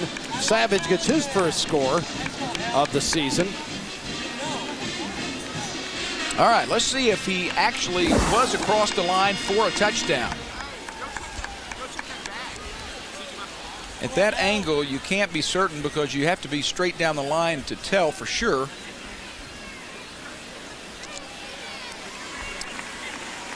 I wouldn't, from that angle, I can't be certain. It appeared, I would say yes from that angle, but again, if you don't have it from the other angle, you don't know. Maybe we can see from here. Duncan to kick off for Oklahoma. A little different look there. Again, he to receive is Sherman Austin. I'll let you call that one, partner. Touchdown. Says it on the scoreboard. That's what his coaches used to say, right? That's what they're telling the UTEP players. 34-7, and the kickoff out of the end zone to bring it out to the 20-yard line. What's that Pat Jones used to tell us? He'd say, after the ball game, a big critical play they had one year, and they said, Pat, was that a touchdown? They asked him in the post-game press conference. He said, hey, the referee raised his hands up, didn't he? Put 6 on the board. They call it touchdown. There you see the numbers. 31 yards. Savage, one play on defense, so fast start. Calamus and Thatcher combining on the interception, if you will, and then Oklahoma responding with the home run, Heupel to Savage. And now 1st and 10 for UTEP, and this is exactly what Gary Nord did not want to happen to his ball club. From the 20. And before he almost got the football, OU stepping through, no one touched Jeremy Wilson Guest. He was a guest in the backfield that time. Yeah, kind of double trouble here with Callens doing his part as well on we top. Touched him. Yeah. There was confusion offensively, and Guest takes advantage. That's a bust. Center's mistake. 2nd and 12 now after the loss of 2. The ball on the 18-yard line for the Miners. Perez, the quick dump to Natkin, and he's met by a pair. Ante Jones leading the way. There's a sense of urgency. Even though the score is 34-7, the tongue lashing that the Sooners apparently received is evidenced here on just the first few plays. Yeah, I got a feeling it was Bob Stoops' talk, not that OU great band performance that has got this team ready for the second half. I think that locker room was soundproofed. In fact, I kind of hope it was. 3rd and 5 on the 25. UTEP really needing to make something happen here to slow the Sooner momentum. Perez steps up, going deep, and Hayes high in the air, and a flag is thrown. He was sandwiched by Jones. And I think it was straight back there with him also. Yeah. Here's the reaction from the OU sideline. And a player down for OU. Quite a collision there as the staff was just absolutely livid that that was a bad call, but violent collision as two defenders were in perfect position.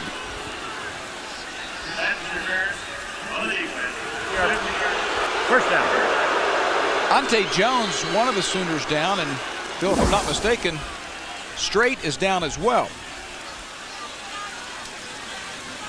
We'll see if we find the interference as an inside route taken right here, straight on top of the receiver. Ooh, collision. Collision and then the pileup. At this point, you give the penalty away without a problem and hope you get out of there without losing a player.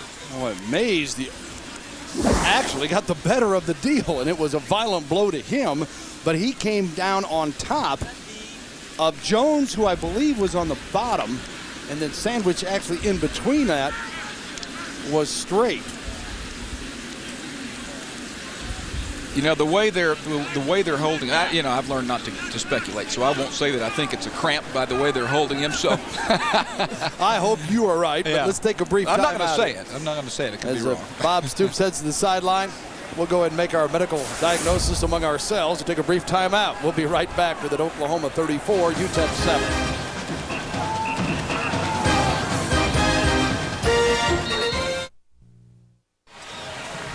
(34-7). Oklahoma over UTEP, and another look. Young and old are here tonight enjoying it. Here's the fake field goal. Perez comes from the left side with a left-footed kicker, which gives him the chance to roll right as a right-hander. The receiver well covered by Woolfolk, but had he caught it, it would have been completed, and it would have been completed, of course. It would have been a first down. Very perceptive. Cleveland, the intended receiver. Hey, the Sooner fans, boy, congratulations to all of you who have made it here tonight as the largest opening day crowd since '88. 74,761, and a few of them have headed over to the corner over there at O'Connell's Pub, but tell you what, the bulk have stayed, and Oklahoma's treating quite a performance here to start the second half.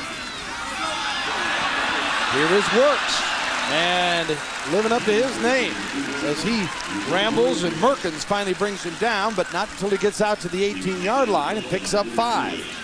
Ronaldo also helped in preseason with the fact that Quentin Griffin, the starter, was out with a shoulder injury for a while. So he got lots of reps, and he got them with the first team, which you don't see true freshmen coming in getting first team reps, and a lot of them very often.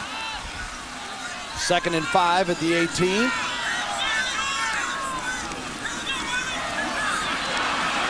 Works again, comes across the 20 to the 21-yard line. When we talked to Works the other day, Bill, you remember we were asking him about his weight and the fact that he had gone from 195 to 207 in the sweltering heat. And he looked like a kind of guy who could carry some weight and would develop after, like most of these kids, when they go through spring training and the conditioning and the eating at the training table for a couple of years. He said he thought he might end up playing at 230 pounds before it's all said and done. And it's a guy that had an ankle injury last year, Booker T. Washington, and cost him some games. He still put up some impressive numbers with 1,300 yards rushing. And you can just see there's a look in him tonight, the shiftiness and some of the things he's shown us on his few carries already, that he has certainly got some ability to do some pretty nice things. Now, it appears here short of the first down, and they're going to have to punt it away. One of the things, you're going to get the entire conversation, by the way, of our conversation with Ronaldo Works. This is the last thing he told us. But we asked him the difference between high school and college, and he said in high school, I could bow my runs. I could do just what he did right there and try to outrun, and he did outrun people. In college, he says you've got to go more north and south. He didn't do that there as well, and that cost the Sooners a chance for a first. And as a result, Ferguson stands on his 8. The line of scrimmage is the 22 to kick it away. Sanchez is on his own 30 for the Miners. Ferguson, plenty of time, boots a boomer. Sanchez returns from the 20.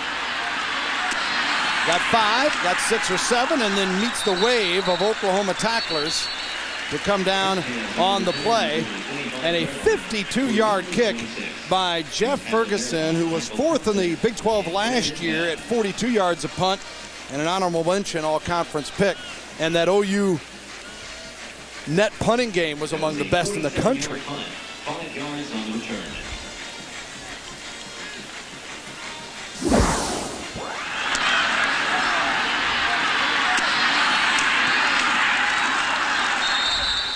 Rocky Calmus once again. Does this guy ever take a break? You know, that was a kick that did not outkick its coverage. It was 52 yards, but it was also one with a lot of hang time. 1st and 10 from the 26. Perez, and it's underthrown. They'll do it all over again on 2nd down. 7:23 to go, 3rd period. Terrific play that time by Eric Thanander in containing Perez. There are your total yards now, Bill, 255 to 50. Only a 5-yard difference. And there's Eric Thanander. Has a little bit of has a problem hearing, partially deaf, but is a terrific young man and gifted otherwise, and they believe he'll be a great player here. 2nd down and 10, and Austin carries the football, not much. And Thanander makes the play. Well, one thing about that is that those players react to the ball, Dean. Exactly. Yeah. And that's one of the, take a look at here. his head. Look at his head. Did you see his head looking down at the football? It's all linemen are supposed to do, but Eric Thanander does it for sure because that's the only way he gets off on the snap. 3rd down and 9 at the 27. Thanander right here again. Porter met at the 30-yard line. Well short of the 1st down. And he was tackled by Rocky Calmus. UTEP have to punt it away. Calmus said, well, got a flag. I beg your pardon. We'll see what happens here. Talking to Perez, not good for OU. You know, I'm sure there are some fans sitting around, and that was a chop block, Bill. I believe that was the call. So they will kick it away here. Illegal block. Legal block both ways. Is that what you said? No, I think he said below the waist. And that's okay. the rule we were talking about before the game that's been changed a little bit this year.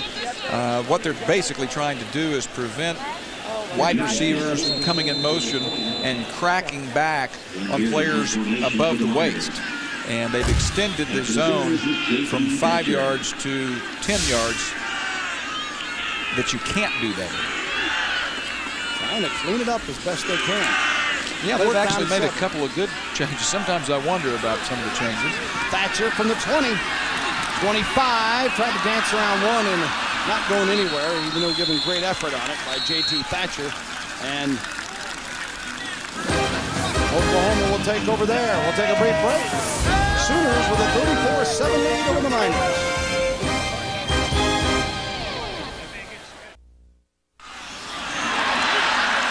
Welcome back as we start the 4th quarter here in Norman. And Quentin Griffin with the football. Walker made the tackle, and Oklahoma will move the chains. Bill, finishing a thought a little bit earlier, Oklahoma is involved in a pretty long football game right now. I think it is over, what are we now? About a closing in on 3 hours. Yeah, average time for a game last year, no TV, was 3 hours and 2 minutes. With television, 3 hours 16. And Quentin here carrying the football to the 30-yard line before he is stopped, picks up 5 or 6. And in this game, by television standards, our breaks are shorter than regular television, so that's not even much of a factor this evening, and we may be here till midnight.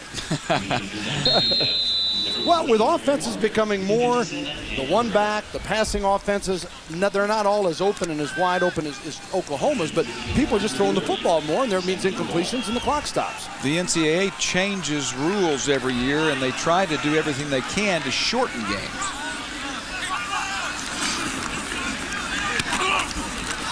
Savage, and it's stopped at the 30. What, do you think they'll ever consider the clock moving on incompletions? Never say never. You know, I mean, I don't at some see point, it. Because, yeah. And I think coaches, it's not like they want to stay here all night either, but it's a problem that I don't see the answer unless when people throw that much, you're going to have incompletions. And well, what color usually wins out in arguments? green. And money is going to win that argument, and what that means is longer games, and that would shorten the game too much. I would think that would lose revenue and probably would keep the NCAA from seeing the dollars that they otherwise would see. 3rd and 4 for the Sooners at the 30. I'm taking the over on that one. Well, I got another thought on it for you here in a second. Here's Heupel in trouble, and he is sacked. Sacked 1, I believe, huh? Yep. 13 last year. We mentioned that, and his first tonight. And Oklahoma now backed up 3rd and around 15. UTEP doing a good job in coverage, and that time also breaking through on the outside with the rush. And you're wondering why Josh Heupel is in. I know a lot of people are, and thinking, gosh, the season depends so much on his health. I think Bob Stoops is dissatisfied overall offensively with the offensive performance, and if he only gets sacked once a game, there's his sack. He isn't going to get hurt. Menson Holloway had the sack that time for UTEP. A nice job done there. Ferguson will kick it away. He's averaging 43 yards a kick tonight. A signal fair catch, and Oklahoma cannot catch up to it. It'll come back out on the 20-yard line. And we'll take a brief break. See, Ferguson wanted to pin it inside the 20. Not happy either. We'll be right back. 19 remaining. Miners with the football from their own 20. Bill Land, Dean Blevins, and Gary Reasons with you here at Owen Field, where the Sooners are their biggest crowd in 12 years of over 74,000. And if you can be sluggish with a 34-14 lead, that's what they are right now. Perez trying to uncork UTEP, complete to Mays to the 40-yard line, and picks up 20 for 1st and 10. The other thought on speeding up the game, Dean, the XFL is tied in with different television networks, and to keep the game in 3 hours, they are shortening the play clock 15 seconds. And that would be a solution. Wow. Where you don't take away from the game. Yeah. Well, defensively, Oklahoma back in. It's not a prevent defense, but the way they covered that play, it appeared to be a prevent defense. They will want to get up in the face of the receivers a little bit more. They bump the corners on the wide receivers oftentimes. Right now, they are not doing that. But I think what Mike Stoops, in his personality, and Brent Venables, they are aggressive. That's the way they are. That's the way they live. That's the way they coach. Let's go down to Gary Reasons. Well, Bill, if you remember, we started this ball game where the temperature was over 100 degrees. It's dropped somewhat down here on the field. It's about 80, 85 degrees now. But these players have played very hard and long out here tonight. A lot of cramps are occurring on the field. Marcus Creashan just came off the sideline. They're tending to him on the bench. Actually, a lot of the guys are cramping up after the plays, and they're just trying to stretch out. But, you know, it's not uncommon for in a type of ball game like this to actually lose 8 to 10 pounds in the ball game and try to replenish it on the sideline. You just can't do it. Yeah, you just can't pour it in fast enough. Even though temperatures now pretty decent and a pretty good breeze. 11:15 to go, 34-14. The 3rd down and 8 at the 42 for the Miners. Well, let me tell you about cramps. It has to do with not only hydration, but exertion and other issues. So temperature is only one of the factors involved there. You're seeing what they're doing, everything they can to keep them cool on the sidelines. Perez out of the shotgun. Look for Porter on the flare. Resets and incomplete. Intended for Porter. Thatcher and Woolfolk both there for the Sooners, and Steffen had pressure on the quarterback. Well, he did. He had did a good job for a period there of that play, but he ended up leaving his feet. And when you do that, that's a no-no. The quarterback able to escape by a little extra time, and that's what stresses the secondary, and they almost got the completion as a result of Steffen leaving his feet. Glenn Beard will coming on to kick again for UTEP, and instead of Thatcher, Mackey is deep for the Sooners. The 8th punt of the night for Beard. So even though UTEP has put some pretty good numbers up yardage-wise, they stop for the most part. Mackey, the fair catch at the 25-yard line of Oklahoma, and that's where the Sooners will operate here in the 4th period. Number 1 offensive line still coming on, and I would be stunned otherwise, Bill. It's a 20-point game, and you haven't won the game and you also want to leave on a good note. So I think what they are desperately wanting to do is drive this football 75 yards, put it in the end zone, and maybe call it a night for those guys and let a lot of the guys who deserve a chance to get some experience, let them play. So Heupel brings them out. And the Sooners also, you have to develop game conditioning as well. It's one thing to practice and to work out and be in shape, but you've got to be able to go the long haul. It's not like it'll be cold down in Dallas when they meet up with Texas at the State Fair. And fumble, and it's recovered by UTEP.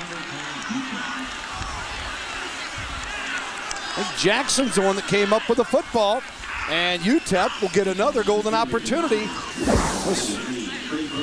Bubba Burcham, the center here, and he sometimes gets his rear end a little too low. That's not the fact that was not an issue there. What was an issue there was that his hand was wet. He had a lot of sweat on it. He did not get a good grip on the ball. The ball never cleanly left him and got airborne.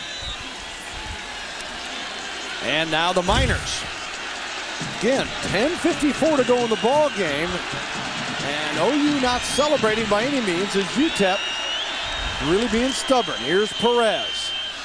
Going for 6 and overthrowing Mays. He was well covered by Woolfolk, and you can see why the coach's eyes light up with him. Yeah, you can, because Mays is a big-time receiver. That time he has the field. You got the field corner over there is what you would call Woolfolk, because he has to cover the wide side of the field, and he was with him step for step.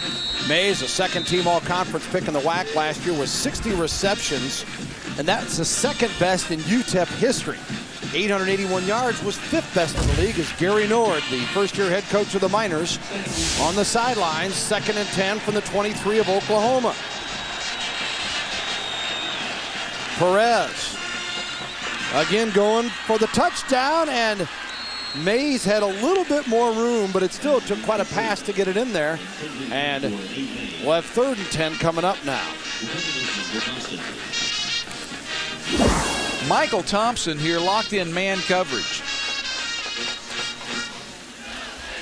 Up the boundary on that wheel route, and that is a play that he is a step and a half behind. He was not in position. He's got to take off and run, not look back at the football.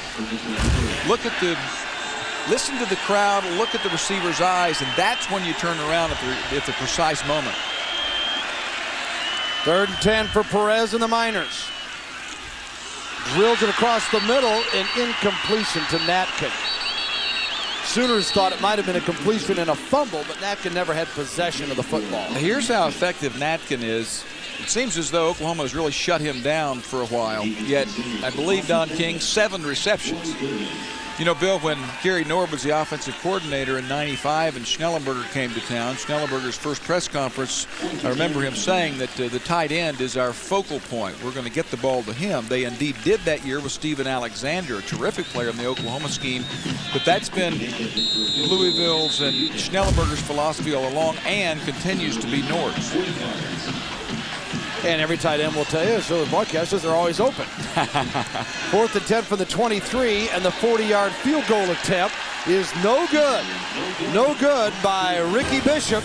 So the Sooners dodge a bullet after their 3rd turnover of the night and still lead at 34-14. Oklahoma 34, Texas El Paso 14, as Oklahoma has it 1st and 10 from the 23 after the missed field goal. And it is complete. Norman to the midfield area. Josh Norman before he's knocked out of bounds. Fans on the west side wanting a 15-yard additional amount of yardage tacked on because of a late hit. Bob Stoops' bunch does not get it, but you know, Josh Norman is a guy who's really developed into a nice receiver, and for a guy coming out of the backfield, you like to have him the size of Josh Norman at 223 with a 35-inch vertical. He has all the physical tools. 20+ on that play. 1st and 10, 49 after 26 yards in the pickup. Here's Heupel rolling out to his left, going to keep the football. And he scampers out of bounds to the UTEP bench area. They'll mark it on the 44 of the Miners. And it'll be second and short coming up for OU. High was there to cover on the play, sophomore from Lubbock. Billy won't be confused with Michael Vick, but wheels are better this year. There you see the number of 300-yard passing games. Is Heupel on the verge of another. And that other guy right behind him, Major Applewhite's quite a story as he battles to come back from an injury and the quarterback situation down at Texas. I want to get your thoughts on just the Big 12 in general here, Dean. It's second and 2, and Oklahoma keep it on the ground. Nice, hard, strong run by Ronaldo Works, and I think that Josh Heupel, by the way, at 274 right now on the brink of breaking that barrier and adding one more to the total. But the question on that Applewhite is, will he have another one? Yeah. Or will Chris Sims be the one having the 300-yard games? Mac Brown saying you'll make the decision right before the game against Louisiana Lafayette next week when the Longhorns open up. Well, I know Mac and like Mac and don't believe Mac. Others are saying that he has openly said he's been surprised at how Applewhite has recuperated. Here is Works. He's fixing to go here to the 20 and brought down there. Ronaldo Works. Well, they'll say after the game, what was the buzz? The buzz might be Ronaldo Works. 21 on this tote. A pickup of 21 yards on the play to the 19-yard finds him a line. crease. Nice job by the offensive line. Cuts back against the grain and toppled at the end, but he's showing good vision, which every good running back has. He doesn't have the blazing speed, but he's around a 4.5 runner. Burst through here to the 10. Watch out. He's in the zone. Sooners get another 6. And he is officially the buzz of the evening. Oh, and they love it here at Owen Field.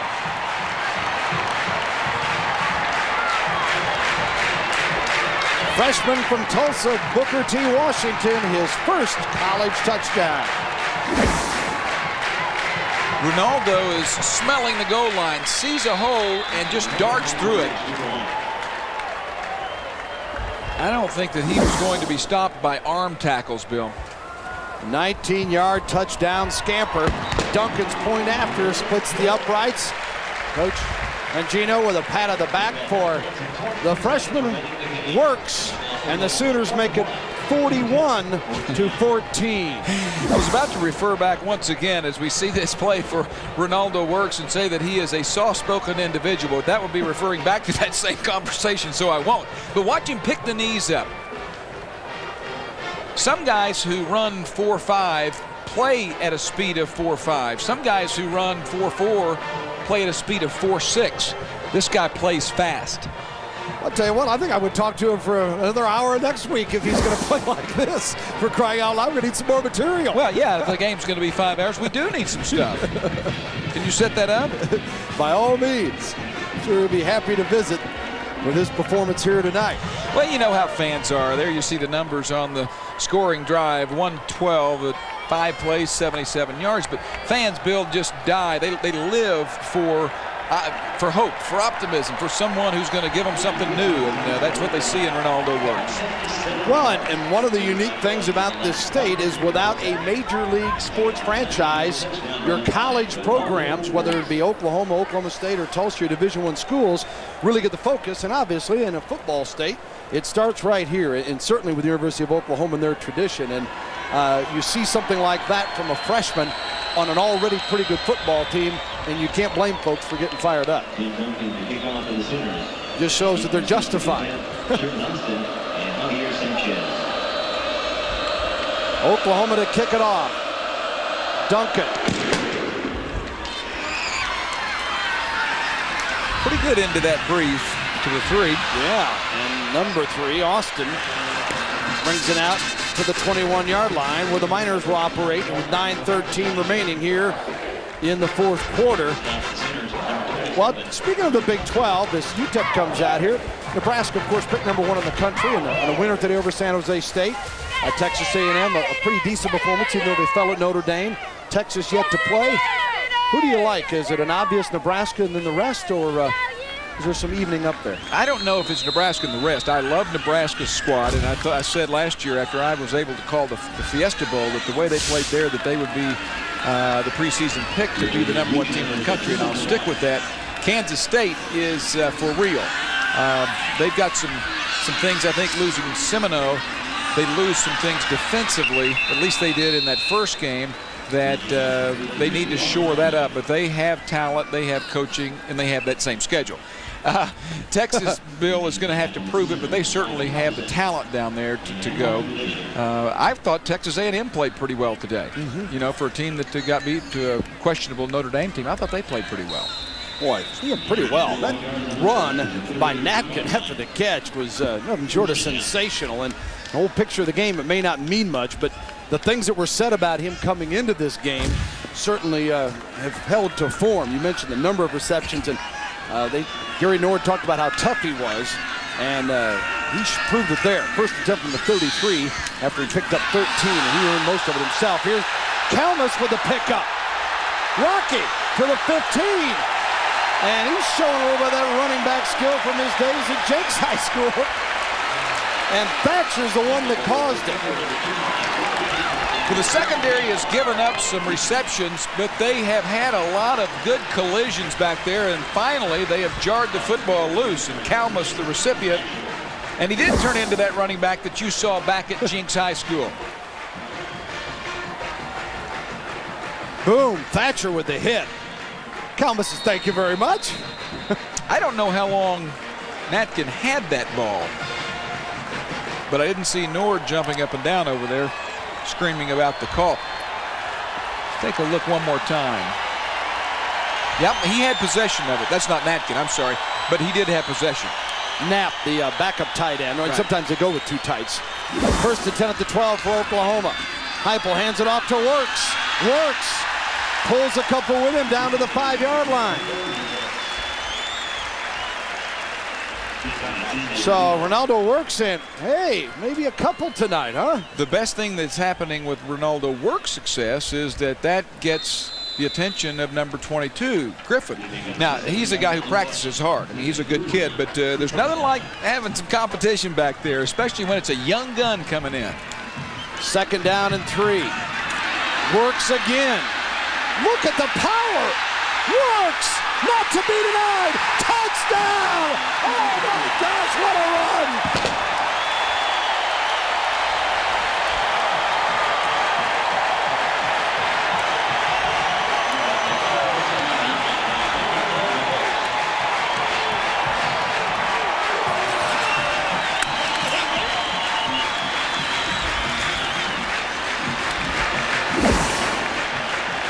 Offensive line does its part, but also in the backfield, there's a great block by Jamar Mosey. And then it is nothing but leg drive, leg power, and determination. That's big time. Incredible. He's dragging 250 to 300-pound linemen. Has the presence to hold the football out to get across the goal line as well. And Mark Mangino is saying, son, you did pretty well, but we need to do something else. Break a tackle, would you? 47-14, and Duncan trying to tack on the extra point here. Well, that no doubt will send Josh Heupel to the showers and allow Nate Hibble a chance to take his first snap in many a year. 250-pound Barry King was number 36 that was just seemingly had him tied up and going to wrestle him to the ground, and he just, okay, I'll go ahead and drag it in here a few more. And it wasn't like he didn't have a good shot at him. He had him all the way. You keep talking about wrapping up. He had him wrapped up. Didn't matter. Duncan's point after is good. And Works with a pair of touchdowns for Oklahoma. The Sooners now lead at 48-14. One more time coming right at you. Headline writers around the state are coming up with "It works."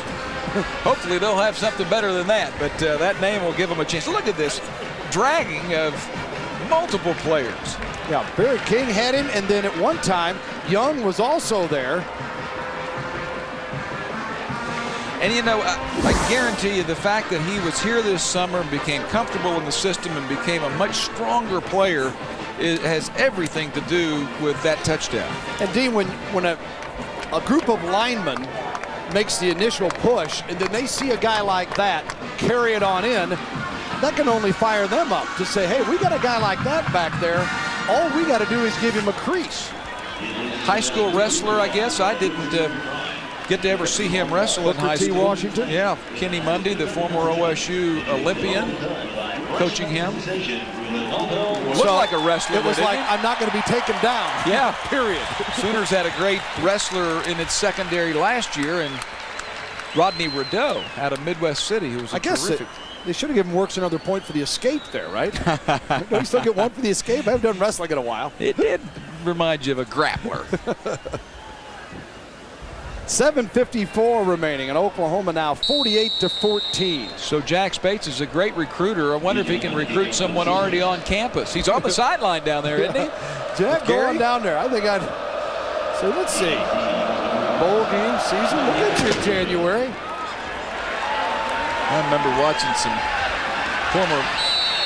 some wrestlers, football players. Granville Liggins was perhaps my all-time favorite multiple sport football wrestler over in the old field house. Old Granny Liggins would lay it on you. Gary Reason's going to lay it on us down there on the sidelines. Gary? You know, Bill and Dean, one of the unique things I think about Ronaldo Works is that he's just a freshman. You know, you take a freshman and put him in this running game and this passing offense and make that potent, you're going to have a powerful thing here for the Sooners. Haven't had a powerful running game for years here with this program, and I know that Bob Stoops wanted to focus on that running game tonight and came a little late, but looks like Works is getting the job done. Yeah, I think you can say that as Works' 2 touchdowns have lit up the board and opened this one up. 1st and 10 from the 20 for UTEP, and an opening there for Cleveland. He's out to the 30, brought down by Strait.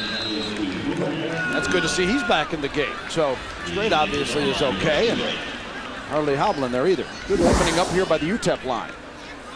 Yeah, you know, UTEP returned some players offensively. They have some guys up front that can do a nice job. I think the future for them is bright. 4 of their 5 starters back. Clayton, and I'm not sure if he's back in. He went down earlier, started 30-some games in a row. He has a brother, Robert. I guess we have 4 brother combinations on this team, but a brother Robert is a true freshman at right guard, 53. Fumble, Oklahoma's recovered. Yep, Sooner ball at the 31. Dan Cody getting a lot of snaps. Boy, the freshman showing up big tonight. Being introduced to big-time football, and he's enjoying it. Fights off a blocker, fights off a hold, and comes up with the football. Kalmus caused it. It was his initial hit that popped it loose. Boy, Kalmus, you see his line of stats later on tonight with the fumble recovery and the deflected pass. Nate Hibble comes on now to lead the offense. 6'3" sophomore from Hazelhurst, Georgia.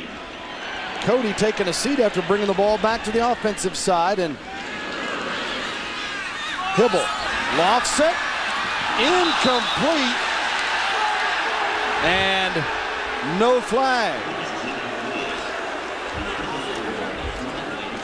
Well, Nate Hibble enjoys his first pass. I guarantee you that was one that he enjoyed, being able to come in, get the field position that he had, and be able to go up top as Josh Heupel. We're going to get the Heupel-Hibble deal working here. Could he just sit down for a while now? Yeah. So we'd have to mix those back and forth. But that was a terrific throw. And the 300-yard night was attained in the end by Josh Heupel. And they were going for Donnelly, another freshman, on that receiving end there. Works, looking to get outside and now turn it up. And ran out of room on the sideline, but got to the 35. And nice gain for Ronaldo Works. Works was 9 for 74 yards and 2 touchdowns before that carry. And who knows, he may be headed for a 100-yard night. We still got 7:09 remaining in this one. But Dean, you're talking about Hibble. Of course, he had to sit out last year, the red shirt. He had a red shirt year in Georgia, 98. So this is his first snap in a football game in a couple of years. Since high school. 3rd down and 5. Works. Yep, it does. Across the 20. Now, what a luxury there for a quarterback who's looking for some feel good and get the rhythm of a game. You miss on your first pass, all right, this guy, you pop it to him twice, and now you get another set of downs. Well, and sometimes the second guy goes in and he doesn't get the array of talent around him. He gets the second line sometimes, although the ones are in there now, but he has backup receivers as he did at the tight end position. But Hibble's a guy, a 4-point student, has a very strong arm. He's a guy that came from a different system with Jim Donnan down at Georgia, where Quincy Carter beat him out in a deep drop, deep pass system versus this controlled passing game. And hands it off to Works again, and he's picking up 5 or more a tote. Clock moving at 6:33. He now has 90 yards. Gabe Williams made the tackle.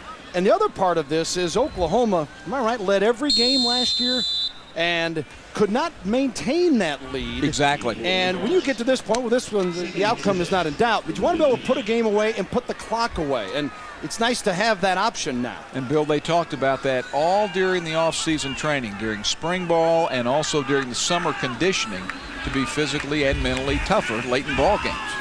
2nd and 6, and the toss out of the backfield incomplete. Sooners trying to hook it up to John Connor, 6'1" sophomore from Columbus, Texas.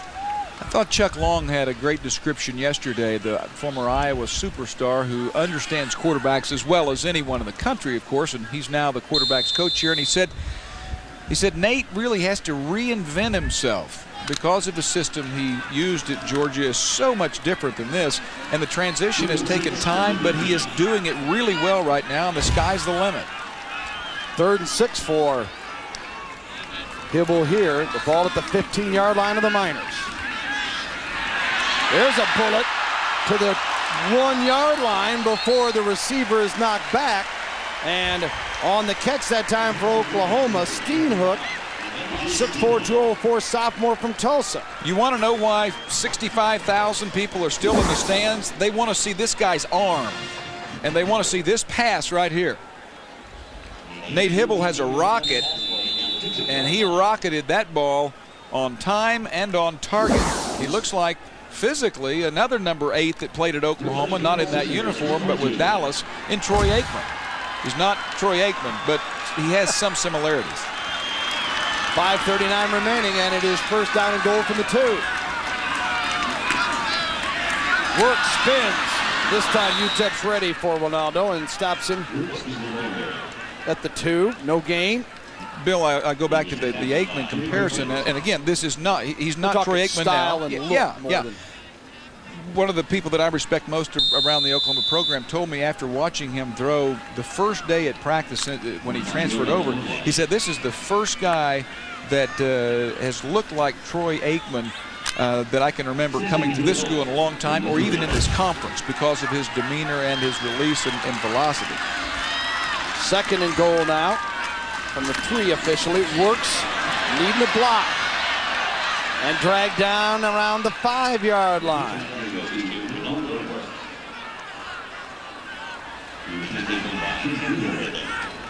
Tim Woodard, freshman out of Houston MacArthur, made the tackle. All-district player last year, true freshman. 5'11", 185, and Oklahoma now 3rd down and goal from the 6-yard line. And you know the Sooners would love to get in the end zone one more time here and certainly help the confidence of their new quarterback. One of the things he brings is the ability to run. Quarterback draw is something that he will be effective on. Out of the shotgun, let's see what they come up with. Handoff to Works, and he is in the end zone again. Looked like they shot a safety or brought somebody, but Works found a gap and got through there, and Oklahoma, very switchy, you love it. You got your half 100. And you've gotten some of it on the ground. That's right. You know, you mentioned the blitz, and that's a great point, because that's what Ronaldo Works picked up here. With his vision, you've got to make the first guy miss you to be a decent back. But sometimes that first guy is coming as a live bullet from the secondary, and it's hard to pick him up. And Oklahoma with Duncan. Hope his leg's in shape. Getting plenty of practice tonight. Had a pair of field goals earlier. Now he's doing the extra point work as Works a little weary. But it's a good tired, isn't it? Yeah, it's a very good tired.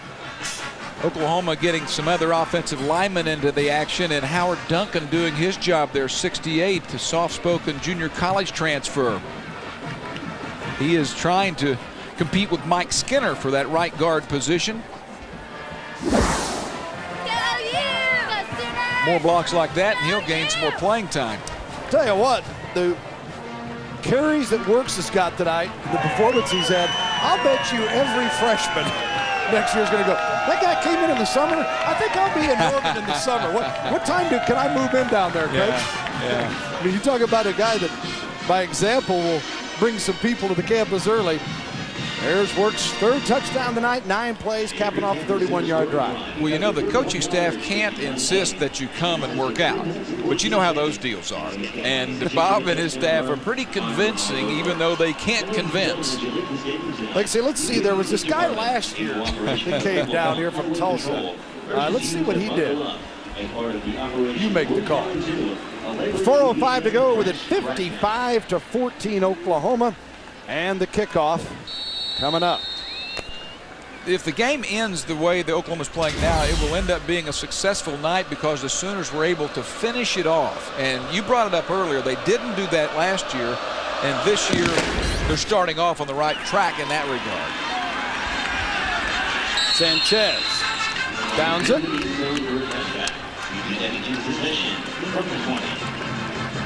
And the other part of that is nice for Oklahoma is they had it first and goal at the 2, couldn't get it in, and instead of on a 3rd and goal from the 6, all right, we'll throw it one more time. No, they came right back and ran it again and did score, and kind of proving a point with that running game, and that they're not all talk, that it's going to be an improved factor. And I think the word they've used is more efficiency this year. Here come the Miners, 1st and 10 from their 20, just under 4 minutes to go. New quarterback in for UTEP. Lunnan, redshirt freshman from Spring, Texas.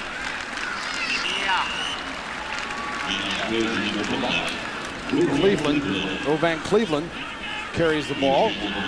Not much there, though. Jared Lunnan, the new quarterback, 6'5", 210, a redshirt freshman from Klein Oak High School.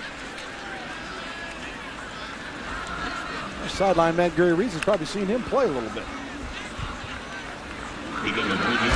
Sooners getting a lot of faces in the action right now. Matt McCoy, 34, at its strong safety. 2nd 9, nothing in the middle, so tries to break it to the outside, but good pursuit by the Sooners as Cleveland is brought down there. Richardson and McCoy there to make the stop. McCoy, another one of that Jenks group, and not hard to figure out why they're looking for a 5th straight state championship. Half the team's here. Penalty against UTEP.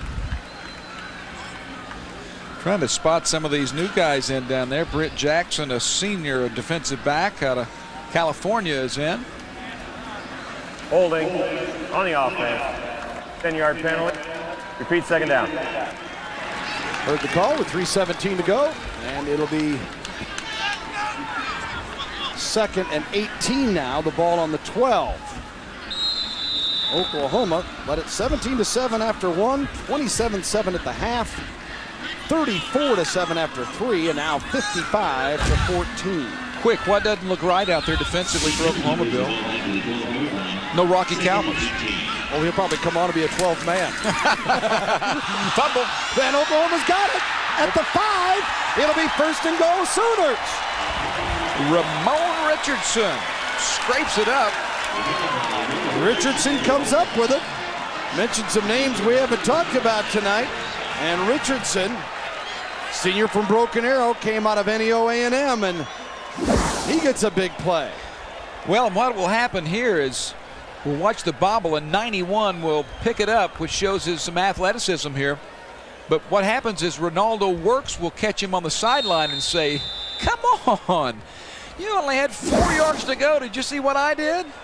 Fernandez, I think, caused that fumble. He's had a big night in his limited snaps here this evening. And Oklahoma a chance to tack on another one here. 1st and goal from the 3. Nate Hibble comes back in, and Works is beside him. Can he make it 4? Hold it. Flag. He did have a 4th touchdown. Yeah, he did. Could hardly get it out before he was back into the end zone. Prior to the snap, false start on the offense. 5-yard penalty. Repeat first down. Bill, Oklahoma changing as many offensive linemen as it can. Josh Tucker, 61, in at center for Bubba Burcham, and he's an undersized player who has a lot of potential. They think he'll be a really nice player. But the problem up front is there aren't enough hosses. They're trying to redshirt 2 really fine players, Wes Sims and Cliff Takawana. Tucker out of Moore, yeah. 6'3", 250. Yeah, he's smaller than that right now. He's one of those that had lost some weight from the summer. I think he's probably playing at around 235, 240. And again, people bouncing off. And also, part of their lack of depth there, Howard Duncan is their swing guy backing up either side on the guard position. So I guess that's probably the most critical area, not only just from the standpoint of they got to have consistency there, but they need to avoid injuries so you can kind of have that redshirting process. There's our total. We talked about maybe 100. I don't think we're going to get there. I think I saw a white flag go up on the far side. Although Sooners might make it 83 right here, William. 1st and goal from the 13 after the penalty. Keeper on the ground, and Works weaving his way, picks up a few. I know he's going to get some tired and dejected players right now, but Ronaldo Works, it's taking several players to bring him down. He misses not only the 1st, 2nd, and 3rd, but sometimes it takes 4th and 5th guy to get him. Bob Stoops, 2nd-year head coach here with Oklahoma.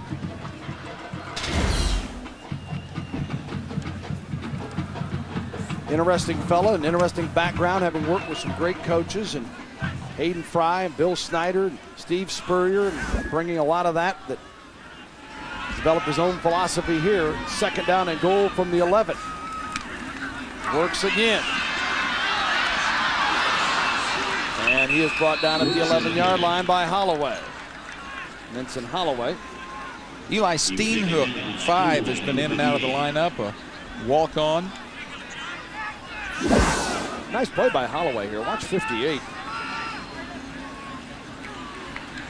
One of the base running plays in that offense, and yeah, he does. Does a good job of corralling an uncorrallable player. 3rd and goal now from the 11-yard line. Let's see if Oklahoma does go to the air here. 1:24 and counting. They just want to keep that clock moving as much as they can, too. Works the play action. You're trying to fake with the pass, and nope. Works to stop there, and now 4th down, and the kicking group waiting. Do they go in? Bubba Wiseman made the tackle, and Oklahoma. Well, they're in a quandary, Bill. They want to get Nate Hibble the chance to, see some live action and let him throw the football, and I think that's what they're going to do here. But this is where some people accuse the Steve Spurriers of running the score up. You've got to give a guy some action. Yeah, and if you're on, they tried to run it out. The answer is you got to be better on the other side to stop them. Yeah. And realize what's going on here. And let's see. Nope, they're just going to run it again. And Works, with everybody in the building probably knowing it's coming, still makes a nice run. And Oklahoma will turn over on downs. But Bob Stoops trying to do the classy thing here and not run up. There's a big difference between 55 and 61, too. Yeah. As far as perception and a team being perceived as being embarrassed. And believe me, I think UTEP, for the most part, represented themselves pretty well here. I do. I really do. They were organized. They didn't have foolish penalties. They didn't turn the ball over all night. They did have turnovers, but a lot of that was because of the aggressiveness of the Oklahoma defense and just first game jitters. But I think this guy has to be pleased with what he got out of his bunch tonight. They open up the WAC against SMU next week in El Paso, and SMU playing Kansas tonight. So interesting to watch that matchup next week. Meanwhile, Oklahoma will be here for Arkansas State.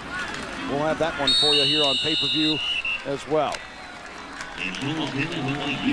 UTEP downs it, and that'll be it as Bob Stoops heads over to shake the hands of former Oklahoma assistant coach Gary Nord.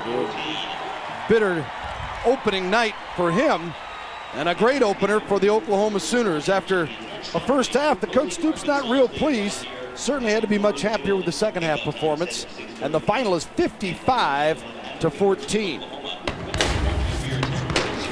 We'll be right back to wrap it up from here in Norman, where the Sooners are victorious, 55 for Oklahoma to UTEP's 14. Stay with us.